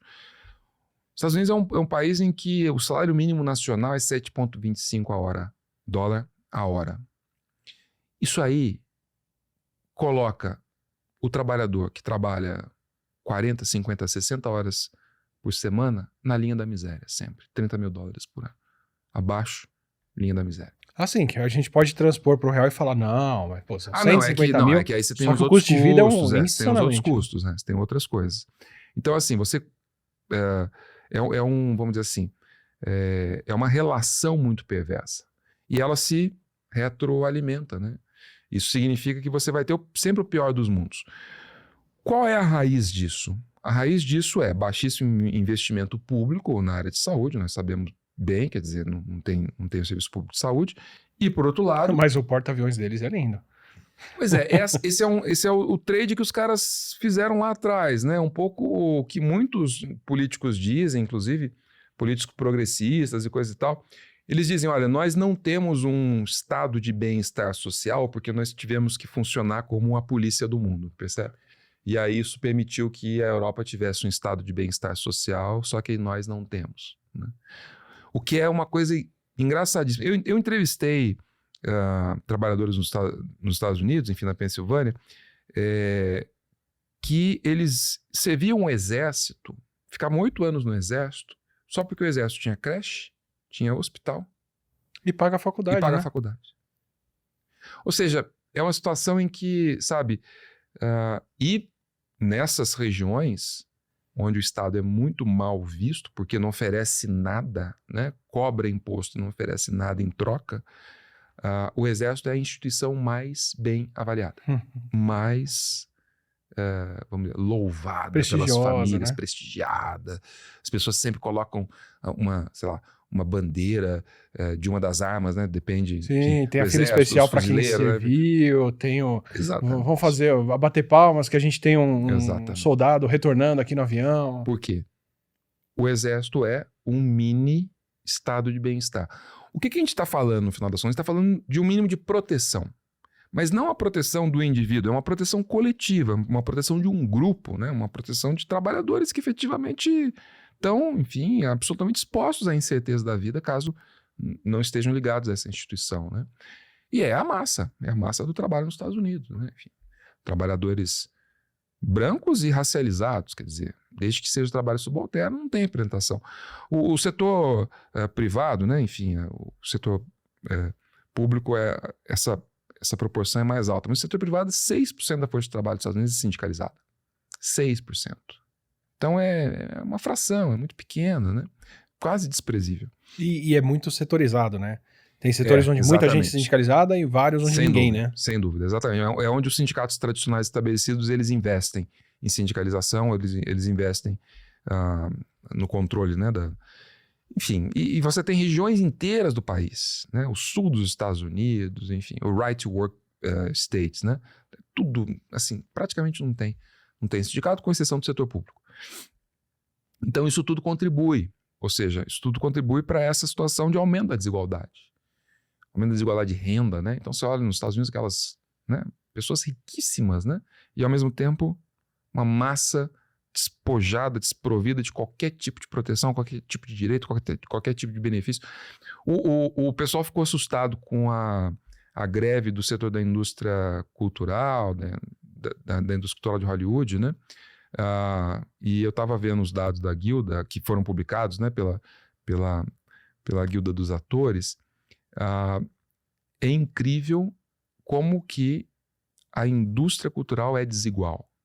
Então você tem pouquíssimos atores multimilionários e uma massa que não consegue pagar o seguro-saúde que a guilda dos atores oferece para os atores. Quer dizer, não tem condição de pagar, não consegue fazer 22 mil dólares por ano para pagar o seguro, para ser apto. E pagar seguro de saúde ali é essa questão de vida ou morte Essa mesmo. é a questão. Não tem Porque vida em algum fora momento disso. você vai precisar. Em algum momento você vai precisar. Pode não estar precisando agora, mas sei lá. no futuro. Por isso que é muito bom trabalhar nos Estados Unidos enquanto você está naquela idade mais Boa, produtiva e com menor claro, risco, né? sem dúvida. E não tem filhos, Sim, e sem não dúvida. tem outras coisas. Eu tô fazendo essa paradinha aqui para você poder tomar um café e lembrar de assinar o nosso canal para receber os próximos episódios do Não Ficção e os próximos vídeos do canal. E para quem já se inscreveu, curte o que vê aqui, pense em se tornar um membro, uma membra, mandar um valor demais ou mandar um pix para contato@atiliamarino.com.br. Esse tipo de apoio faz muita diferença pra gente. E voltando então agora para a entrada da China na OMC, Organização Mundial do Comércio, né? E antes disso, assim, a gente está vivendo, acho que nos últimos 3 anos, Estados Unidos e Reino Unido voltaram a ter uma redução da altura média das crianças. A gente sabe, o que você estava me descrevendo lá atrás da fábrica. Século XIX. Né? Exato, né? Os soldados estão chegando muito pequenos. Estados Unidos e Reino Unido em particular, desde 2020, 2019, 2018, pré-pandemia e a pandemia exacerbou. São os primeiros países ricos que tiveram a reversão da tendência das crianças estarem maiores aos 4, aos 10, aos 15. A Amazon enfrenta problema em algumas regiões dos Estados Unidos para conseguir mão de obra, porque eles já ciclaram por toda a mão de obra regional, no sentido de que todo mundo que era apto a trabalhar já entrou para trabalhar, já trabalhou por alguns anos, já saiu com contusão, lesão, problemas de saúde, e agora eles não têm mais força de trabalho nova para entrar. Então são, sei lá, 100 mil funcionários, mas eles já passaram por 5 milhões de pessoas ocupando essas 100 mil vagas e não tem mais gente para entrar nesses lugares. O que me parece muito a situação que você falou dos caras descobrindo lá no começo que, né, o que massacra ou não quem está trabalhando ali para eles. Isso no caso da Amazon, o pessoal que serve as entregas, que faz trabalha nos galpões para fazer a logística. Então eu tô vendo... Você conhece o Amazon Camper Force? Não. Programa? Não. Eu te conto. Então, assim, eu tô vendo tendências modernas que refletem muito o que você me falou do começo dessa industrialização. Qual a relação entre essas coisas? Para nem entrar na automação ainda, mas entre você ter essa pressão por um salário menor, jornadas maiores de trabalho e esse tipo de reflexo? A relação é muito, muito íntima, né? Pega o caso da Amazon, né? Nesse livro eu entrevistei os 2 líderes do primeiro sindicato da Amazon nos Estados Unidos, né? O Amazon Labor Union, o Chris Smalls e o Derek Palmer, né? E eles foram bem sucedidos na campanha lá, eles sindicalizaram State Island, um armazém gigantesco, enorme, etc. Muito em função dos desdobramentos da pandemia. Porque eles foram obrigados a trabalhar muito mais durante a pandemia, tendo em vista o aumento das compras, entregas, todo mundo em casa. E eles não tinham direito de se proteger contra o vírus, ou seja, tinha surtos de vírus dentro do armazém, as pessoas trabalham muito próximas umas às outras, enfim, circulam o tempo todo pelo armazém. Como foi nos frigoríficos também, né? Como foi nos frigoríficos, exatamente. E aí eles perceberam que, olha, bom, tudo bem, nós somos trabalhadores essenciais, mas só para os outros, né? Porque para nós a essencialidade desaparece porque a minha vida está em risco.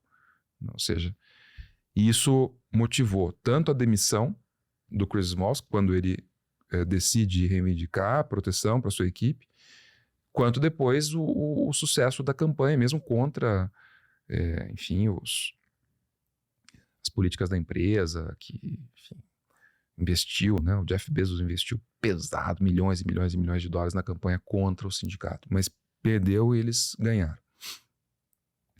E a Amazon tem um programa, eu não sei se eles ainda estão utilizando esse programa. Eles têm uma coisa chamada Amazon Camper Force. O que é o Amazon Camper Force?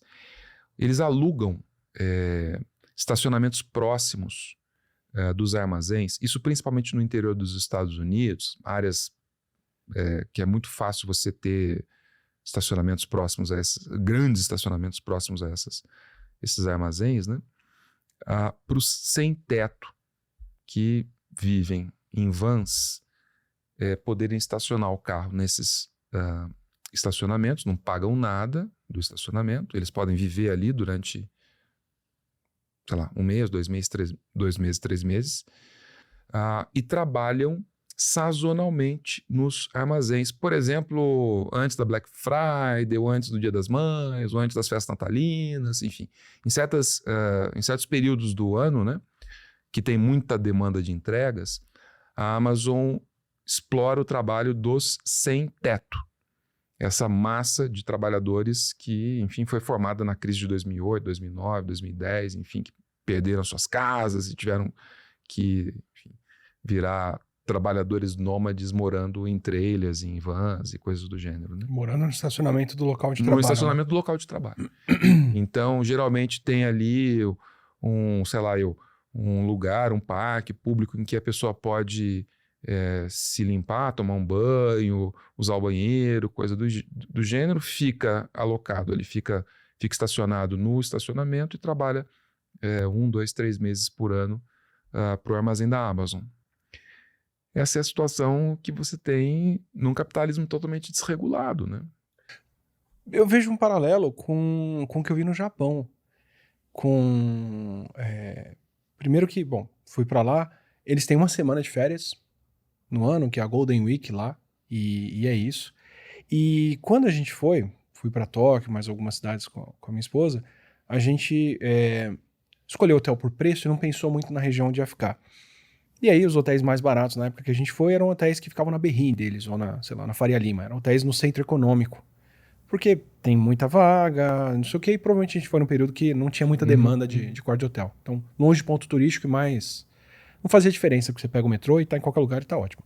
Mas o curioso é que quando eu tava voltando pro hotel, 9, 10, 11 da noite, o pessoal tava saindo dos escritórios pra ir beber com o chefe. Sim. Todo mundo de uniforme, todo mundo junto, e o chefe vai beber, vai todo mundo beber junto, e só pode abandonar o posto quando o chefe... O turno não acaba nunca, né? Só quando o vai pra casa. Só quando o chefe dá um alô, um ok. Exato. E aí eu via... Esse já foi o primeiro susto, assim. Você fala, caramba, 10, 11 horas da noite, o pessoal indo. E, bom, o meu hotel ficava de frente pro prédio, você viu o prédio inteiro ocupado ainda, o pessoal lá trabalhando, 10, 11, meia-noite. E aí as pessoas saíam e... Bom, outras vezes a gente voltando mais tarde ainda, você encontrava as pessoas chegando na praça, o cara chegando de terno, pegava o terno, tirava o paletó, dobrava, botava do lado dele, botava a maletinha, fazia uma massagem no pé ali para dar uma esfriada, passava na lojinha de conveniência, comprava janta, terminava de comer e Dormir. deitava para dormir ali no banquinho da praça para no outro dia, 6 da manhã, poder entrar. E assim, lotado de gente fazendo isso, em praça, shopping, espaço, o mesmo grau de ocupação de rua que a gente vê no centro de São Paulo com outro estilo de vida, claro, com não, outro... Não tô outro- querendo comparar Sim. a exposição das pessoas a vulnerabilidade delas, mas em termos de jornada de trabalho, era essa. A gente tem que considerar que são pessoas trabalhando normalmente. Isso.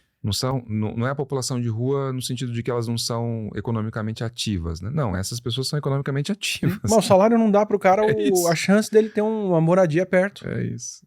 E Aqui em São desculpa, Paulo também, se você pegar por exemplo, o pessoal que trabalha no centro, né? Restaurantes, bares, etc., mas moram nas periferias mais longínquas da cidade, muitas vezes eles preferem durante a semana, né? Se ajeitarem ali, enfim, de alguma forma precária e coisa e tal, perto do que ter que voltar todo dia para casa, né? São trabalhadores com casa, mas que muitas vezes têm que dormir na rua, ou, enfim, por conta disso, né? Por conta dessas distorções, dessas contradições, né, que a gente vê entre trabalho e moradia, salários muito baixos, etc.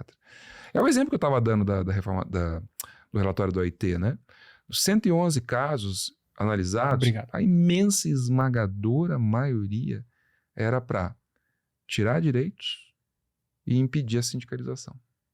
Ou seja, para ampliar essa jornada, para diminuir qualquer forma, vamos dizer assim, de proteção, e ao mesmo tempo obrigar essas pessoas a trabalhar cada vez mais, ou seja... Não é uma exclusividade nossa, então, essa precarização. Esse é o ponto.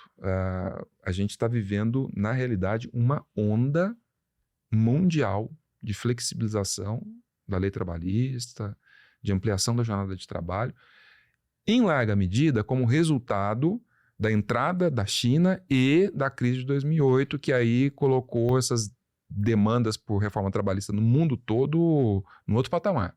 Enfim.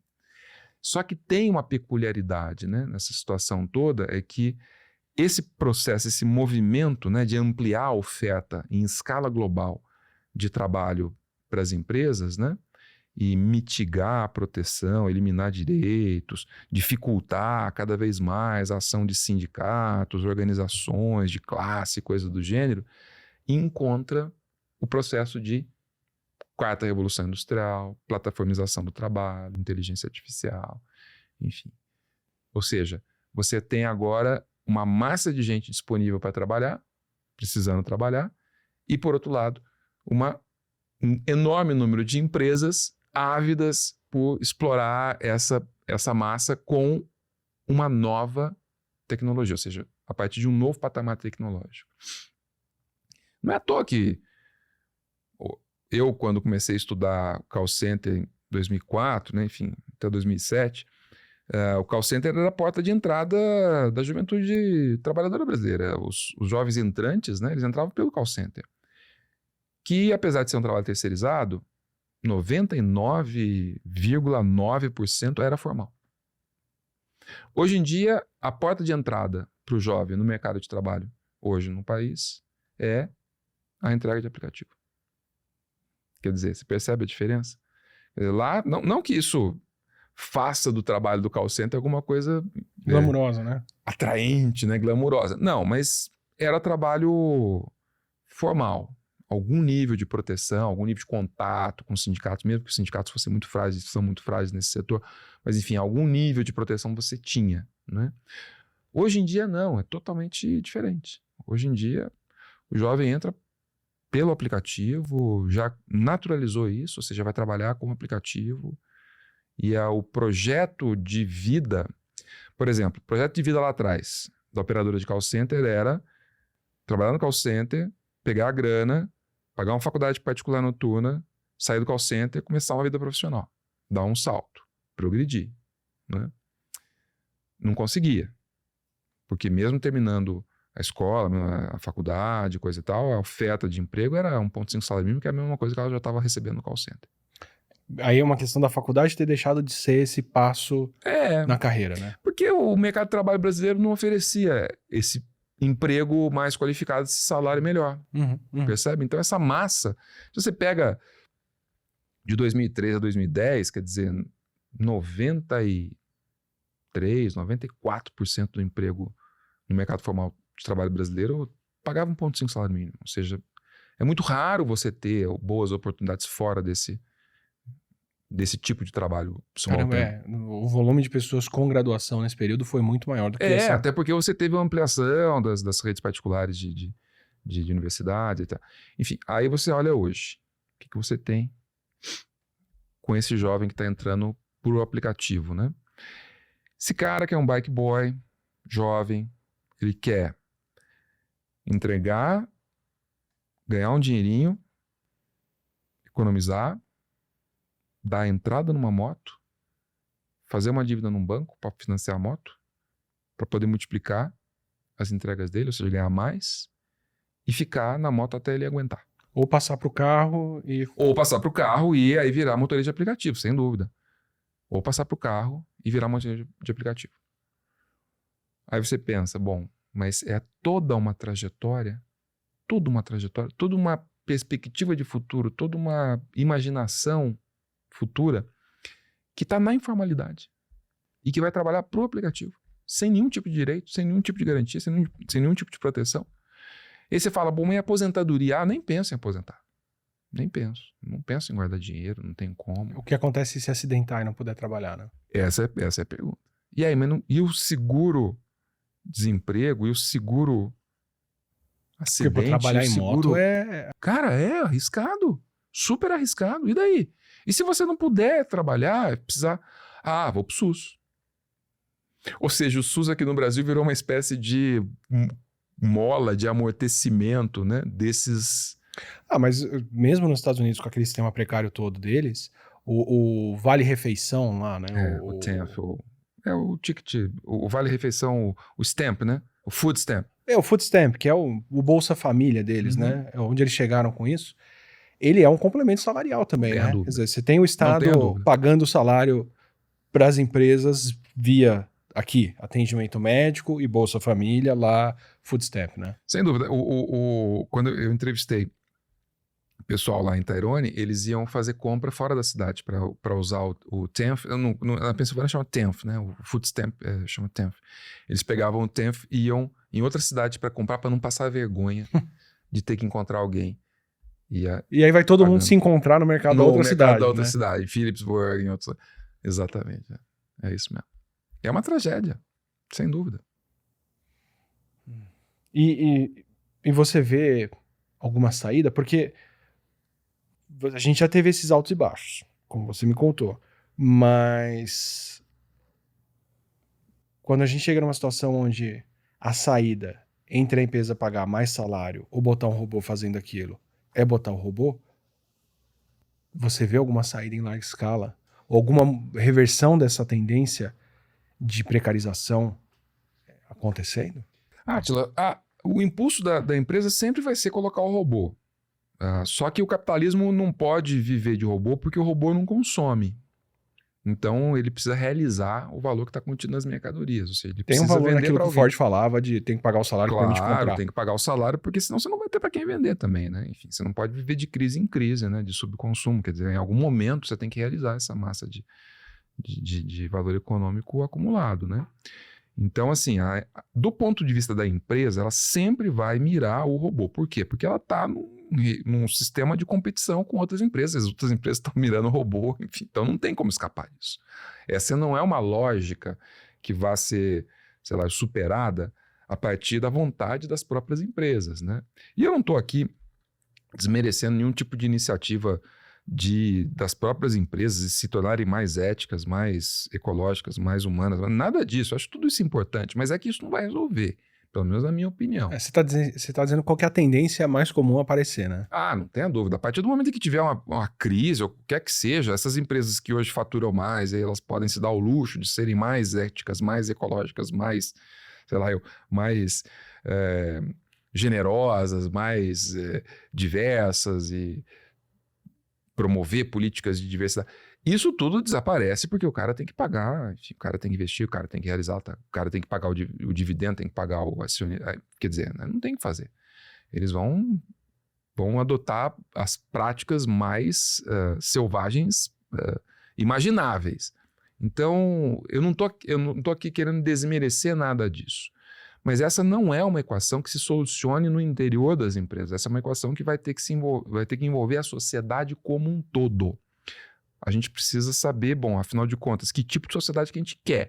A gente quer ter uma sociedade em que as pessoas vão trabalhar 14, 15, 16 horas por aplicativo e não vai ter tempo para nada, percebe? Além de se arriscar na rua e não vai ter condição, sei lá, acompanhar o seu filho crescer e cuidar da sua mãe ou do seu pai que está passando por um perrengue de saúde, ou de ser mais humano com o seu vizinho, com a sua vizinha, de ir na igreja no final de semana, porque isso desaparece. Isso desaparece. Numa sociedade que trabalha 14 horas por dia. Quer dizer, tem tempo e não tem disposição. E um outro Rui, que é o Rui Murrieta, que é um antropólogo, estava falando da consequência miserável mental e fisiológica de você perder toda essa infraestrutura ao seu redor, todo esse amparo de família, instituições, outros valores, tempo para você e por aí vai. É isso, exatamente isso. É esse tipo de sociedade que a gente quer ter, ou a gente quer ter uma sociedade em que controle minimamente, né? Regule, equilibre minimamente essas proporções de tempo social. Então, que era a grande reivindicação lá do Congresso de Baltimore, 1866, ou seja, a Congregação dos Trabalhadores Americanos. O que eles reivindicavam? 8 horas de sono, 8 horas de família, 8 horas de trabalho. Dia de 24 horas. Isso é tão absurdo assim? Quer dizer, você ter 8 horas de sono, 8 horas para cuidar da sua família, 8 horas para trabalhar, isso é tão absurdo. Não é, né? Ou seja, o ponto é, essa equação ela só fecha se você tiver uma ampla coalizão engajada, envolvida, enfim, mobilizada para conter essa monstruosidade que é, enfim, o apetite da acumulação por tempo de trabalho. Isso envolve os trabalhadores, sem dúvida nenhuma, sindicatos, etc. Claro que sim, mas a rigor, o sindicato hoje é frágil no mundo todo. No mundo todo. Se você pega os países com mais de 50 milhões de pessoas que nos últimos, 30, 40 anos produziram taxas de sindicalização, mediram o número de trabalhadores sindicalizados, você vai perceber que em todos os casos, com uma única exceção que é o Brasil, em todos os casos, a taxa é declinante. Todos. Turquia, Inglaterra, Estados Unidos, Rússia, todos os casos cai a taxa de sindicalização. Não é uma questão que você vai reverter da noite para o dia, porque a gente está falando de 40, 50 anos, percebe? E o Brasil é essa exceção porque as coisas são diferentes ou porque está atrasado nessa tendência? Não, na verdade é um problema de política pública. O governo brasileiro, nos anos 2000, 2010, ele usou o sindicalismo rural como uma forma de você viabilizar a política de apoio ao produtor rural da agricultura familiar. Então, você tinha que ser filiado a um sindicato para poder receber financiamento ou ajuda ou auxílio, enfim, ou apoio, né, do governo para a agricultura familiar, para a produção de agricultura. Então, isso distorceu um pouco a nossa... Tá. Mas também, no nosso caso, é declinante. É que você tem essa categoria que... É que você tem essa particularidade que desequilibra um pouco a percepção. Mas no nosso caso também é declinante, em especial no setor privado. Até porque aumenta a informalidade, diminui a taxa de sindicalização. O fato é que o sindicato não é a solução. Ele é parte da solução, mas ele não é a solução. O que você precisa fazer é uma ampla coalizão social que envolva governos, ONGs, sindicatos, associações civis, associações profissionais. Você precisa ter uma mobilização de amplos setores da sociedade para tentar regular e para tentar, vamos dizer assim, legitimar políticas capazes de regular essa questão do tempo de trabalho. Eu não sei se você... E eu digo para você com algum nível de esperança, a despeito de não ser uma pessoa otimista em relação a isso, mas eu não sei se você chegou a ver, ficou bastante famosa publicação de uma foto do Joe Biden com um megafone num piquete de greve.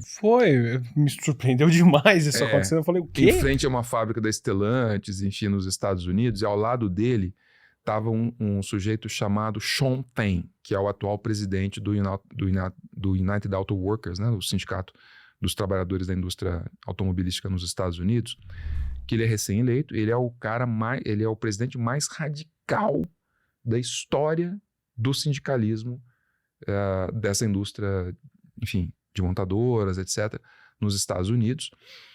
E o Biden ao lado de uma linha de piquete em favor dos trabalhadores, da campanha do United Auto Workers, do UAW.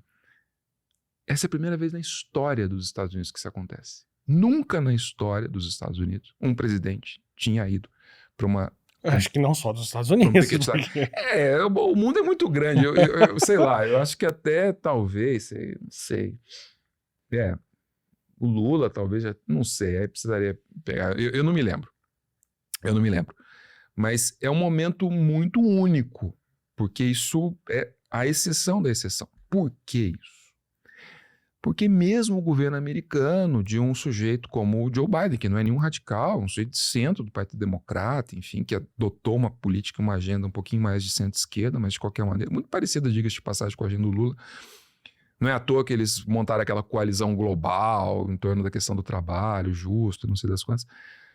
Não vai dar em nada, mas de qualquer maneira, simbolicamente, aponta para alguma coisa, né? Mas o fato é que isso é muito representativo, o simbolismo é muito forte. Do quê? De que a gente chegou num ponto em que não dá mais, percebe? A gente tem que mudar esse sistema. Não dá para simplesmente deixar na mão das empresas e oferecer a elas a oportunidade ou a liberdade de fazer o que elas querem com os seus trabalhadores, percebe? A gente tem que regular essas coisas. E a regulação não é contra as empresas. A regulação é a favor das empresas. É a favor, por exemplo, de práticas mais modernas de gestão que motivem os trabalhadores, que tenham efetivamente... Um exemplo que eu te dou, quer dizer, pega a coisa do... Para ficar num exemplo banal, assim, pega a coisa da pandemia. Hoje, você tem... As empresas perceberam que o home office ele é improdutivo. Durante a pandemia... Existe um pouco essa história, né? E se você for observar, enfim, você vai perceber que durante a pandemia eles usaram e abusaram do home office porque, por um lado, tinha um corte de uma série de custos, né? Desde energia elétrica, limpeza de prédios, estacionamento, até, enfim, uso de internet, contas, né, de internet, que tudo foi jogado nas costas das pessoas, né, dos indivíduos, né? Enfim. Que, pelo que eu vi, passavam mais horas trabalhando e não Exato. menos. E esse é o pulo do gato. As pessoas com medo de serem mandadas embora trabalhavam mais. Então, enfim, ficavam 12, 13, 14 horas trabalhando, dava conta de tudo, etc, etc. Só que agora a coisa reverteu. Enfim, essa situação da pandemia passou, a gente teve aí, sei lá, uma reacomodação dentro das empresas e as pessoas também tiveram que recuperar suas vidas, né? Ou seja, antes estava todo mundo dentro de casa, o pessoal que trabalhava em escritório estava todo mundo dentro de casa, em confinamento e coisa do gênero. Só que agora não, agora voltou a escola da filha, do filho. Agora tem que, enfim, visitar um parente, tem que fazer não sei o quê, tem que fazer não sei das quantas. E o home office é conveniente, porque você administra melhor o seu tempo, né? A minha esposa trabalha em home office, ela prefere trabalhar em home office. Em São Paulo, você deixa de gastar 3, 4 horas no trânsito. É evidente, é muito conveniente. Só que as empresas perceberam que a produtividade caiu. Eu nem sei se a produtividade caiu, porque é difícil medir isso, mas sem dúvida nenhuma elas estão com um problema de produtividade. Então, elas querem trazer de volta essa massa que estava em home office, colocar, porque elas têm mais condições de impor métodos, supervisionar, superentender, exigir metas, cumprimento, etc, etc, etc. Ou seja, de exigir mais desses trabalhadores, desses profissionais, né? E na empresa é mais fácil de fazer esse controle. É mais objetivo, é mais transparente, é mais claro fazer esse controle. Então, eles perceberam isso. Só que entra num conflito, um choque, né? Ou seja, de um lado o interesse da empresa, do outro lado o interesse do profissional, do trabalhador. Cara, o melhor sistema é o sistema híbrido, percebe? Negocia, faz, sabe, trabalha 3, 4 dias na empresa, mas deixa 2, 3 dias fora. Ou seja, o melhor sistema é o sistema híbrido. É possível chegar nesse acordo. E você vai perceber que a produtividade aumenta e não diminui. Os casos de sistema híbrido são mais bem-sucedidos do que esses impostos, né, pelas empresas aos seus, entre aspas, colaboradores, muito mais bem-sucedidos. Então é possível, em benefício das empresas, negociar essa jornada, negociar essas relações, percebe? Só que essa não é a cultura, essa não é vamos dizer assim, a prática usual. E pelo que você me falou das 8 horas de jornada, também tem o dilema de quem começa primeiro, né? Claro. Que é um dilema para mim que aparece, que para mim é o maior dilema, é o dilema que joga mais em favor de regulamentação em qualquer área, que é, precisamos reduzir o açúcar nos alimentos. Tá bom, mas quem começa? Porque se eu tiro o açúcar do meu produto e ele é menos doce, todo meu concorrente vai vender mais. É por isso que eu digo, tem que ser a sociedade, não pode ser o indivíduo ou todo a empresa. Mundo tira ou ninguém tira. É exatamente isso, é exatamente isso. É por isso que a gente precisa de uma repactuação social em torno da questão do trabalho. A gente tem que ter, sei lá, uma outra forma de lidar com isso tudo.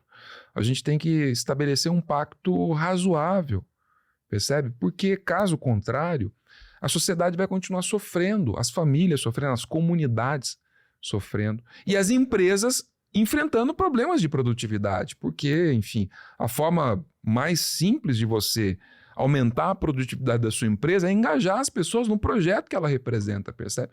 Caso contrário, elas vão fazer corpo mole, vão ficar, enfim, fazendo cera, resistindo aqui e ali, enfim. Talvez daqui uma década, quando o exército americano descobrir que os recrutas estão chegando pequenos, eles comecem a se preocupar com isso. Se preocupar. É verdade, pode ser, pode bem ser. Eu tô fazendo essa paradinha aqui para você poder tomar um café e lembrar de assinar o nosso canal para receber os próximos episódios do Não Ficção e os próximos vídeos do canal. E para quem já se inscreveu, curte o que vê aqui, pense em se tornar um membro, uma membra, mandar um valor demais ou mandar um pix para contato@atiliamarino.com.br. Esse tipo de apoio faz muita diferença pra gente. E, bom, para quem quer saber mais sobre isso, para quem curtiu a nossa discussão, a nossa conversa, que material que você me recomenda? Me fala das suas outras obras. O que mais você recomenda para a gente ler, consumir e ver? Olha, em relação ao precariado, ou seja, esses trabalhadores em situações precárias, né, de trabalho, reprodução, enfim, sempre pendulando ali entre a exploração econômica e a expropriação política, eu tenho essa trilogia, que não era para ser uma trilogia, acabou se transformando, né? A primeira dela, A Política do Precariado, que saiu em 2012, né? Que é um pouco a trajetória histórica do precariado brasileiro, a formação, fala um pouco sobre o precariado no Fordismo brasileiro, né?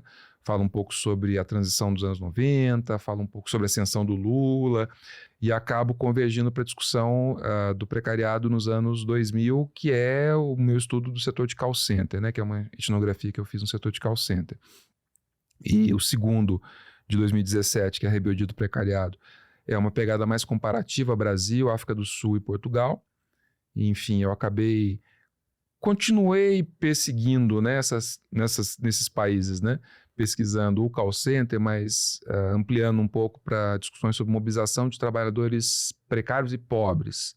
Enfim, então fiz uma análise de movimentos sociais, que era aquela primeira metade dos anos 2010, muito marcado, né, por grandes manifestações de rua, O Gigante enfim, Despertou. O Gigante Despertou, 2013 no Brasil, mas também na África do Sul a mesma coisa, 2011, 2012 em Portugal, os indignados portugueses, os indignados espanhóis, a crise na Grécia, o Occupy Wall Street nos Estados Unidos, ou seja, aquela massa de gente jovem indo para a rua protestar, enfim, e essa massa precária, precarizada.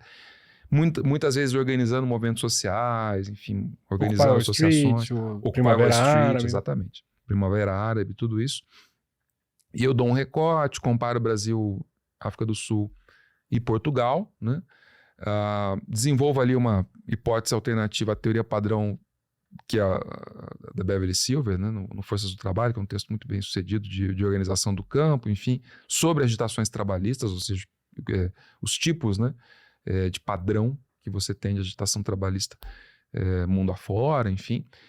E acabo descobrindo que eu preciso estudar um país do norte, rico, enfim, para tentar testar essas hipóteses que eu estava levantando nesses dois livros anteriores, né? E aí eu vou para os Estados Unidos para testar essas hipóteses e acabo tentando, enfim, mostrar que faz sentido, né, você ter um padrão de agitação alternativo, né, a partir de 2008 em diante, a teoria padrão. Quer dizer, sem entrar muito em detalhes, a trilogia é um pouco isso, ou seja, Brasil, África do Sul, Portugal, Estados Unidos, etnografias do trabalho no setor de serviço, trabalho operário, enfim, e nessa pegada de tentar entender, bom, afinal de contas, o que está acontecendo, né, com essas fatias cada vez maiores, né, da classe trabalhadora, que vão sendo submetidas a partir de 2008 em especial a esses processos de precarização das suas condições de vida, quais os determinantes, quais os interesses envolvidos, né? E como que os próprios trabalhadores pensam a sua experiência nesse contexto e como eles ressignificam as suas identidades, né? Que é um outro problema que a gente tem, por exemplo, se você pega o entregador de aplicativo, o motorista de Uber, ele não se reconhece como trabalhador. Ele é um empreendedor, ele é um pequeno empresário, mas não um trabalhador. Apesar de trabalhar 14 horas por dia para uma empresa multinacional, Big Tech, etc. Duas no caso do Uber, que é a empresa que faz o aplicativo e a empresa dona do carro que a pessoa está alugando, né? Exatamente, nesses casos também, claro. Ou então no caso do entregador, duas, que é o banco, que ele pegou o empréstimo para financiar a moto, e o próprio aplicativo que mobiliza o seu trabalho, enfim. Então você tem essas explorações todas cruzadas, sobrepostas, enfim. E os trabalhadores hoje, como eu argumento, né, nos livros, eles estão ressignificando as suas experiências coletivas, eles estão negociando essas fronteiras entre, bom, quem somos nós, quem são eles, ou seja, contra quem eu me indisponho, contra quem eu luto, contra quem, ou com quem, não é? Eu luto, com quem eu me envolvo. Isso tudo não é a mesma coisa, por exemplo, do Fordismo. Mudou muito, mudou radicalmente, né? Então é uma tentativa de alguma forma... Em quem eu voto, né?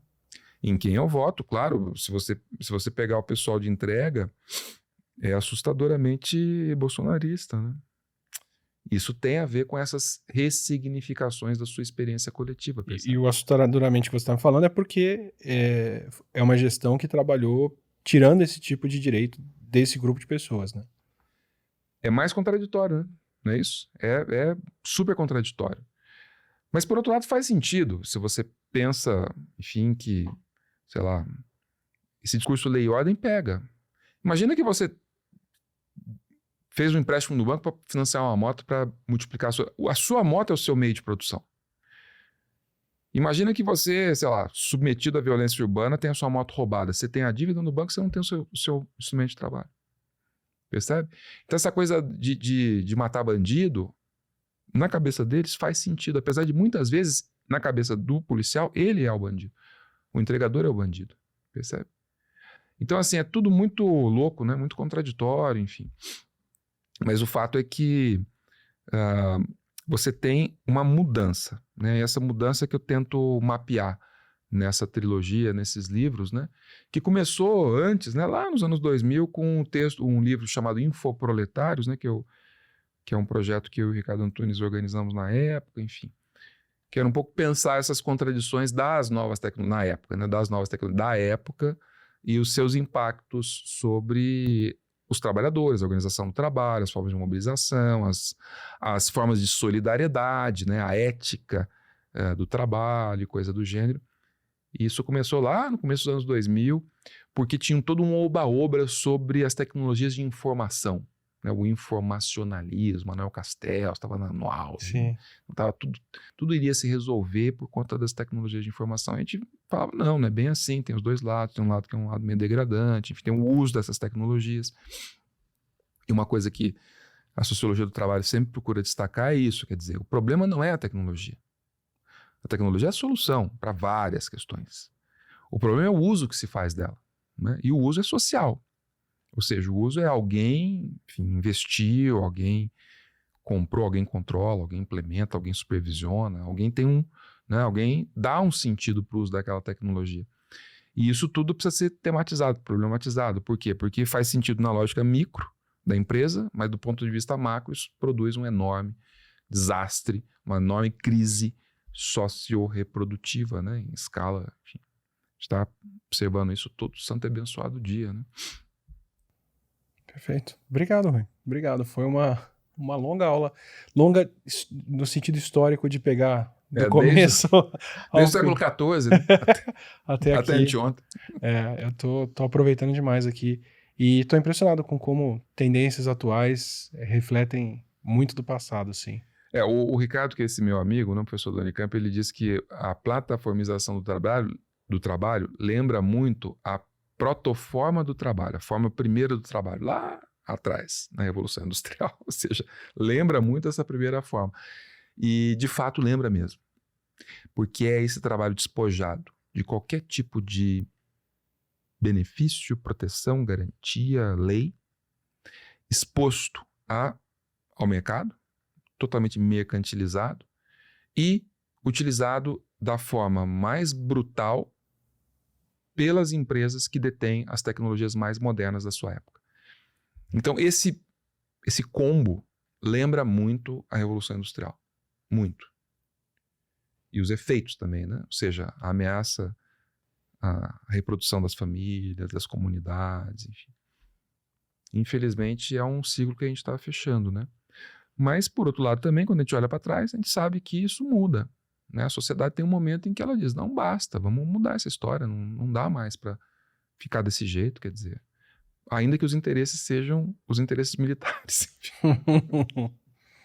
Perfeito. Obrigadão, Rui. Adorei o papo. Agradeço também, adorei o papo, enfim, obrigado pelo convite e satisfação estar aqui. Espero que você tenha gostado dessa conversa. Eu, para variar, tive uma aula aqui, aprendi muita coisa. Não tinha noção dessa relação entre o movimento sindical dos controladores de voo nos Estados Unidos e neoliberalismo e as condições de trabalho hoje em dia. Fiquei chocado, sinceramente, com a história das crianças tendo que ficar em casa, dopadas para os pais poderem trabalhar na indústria. É o tipo de consequência bizarro que leva o exército a fazer pressão para uma redução de uma jornada de trabalho.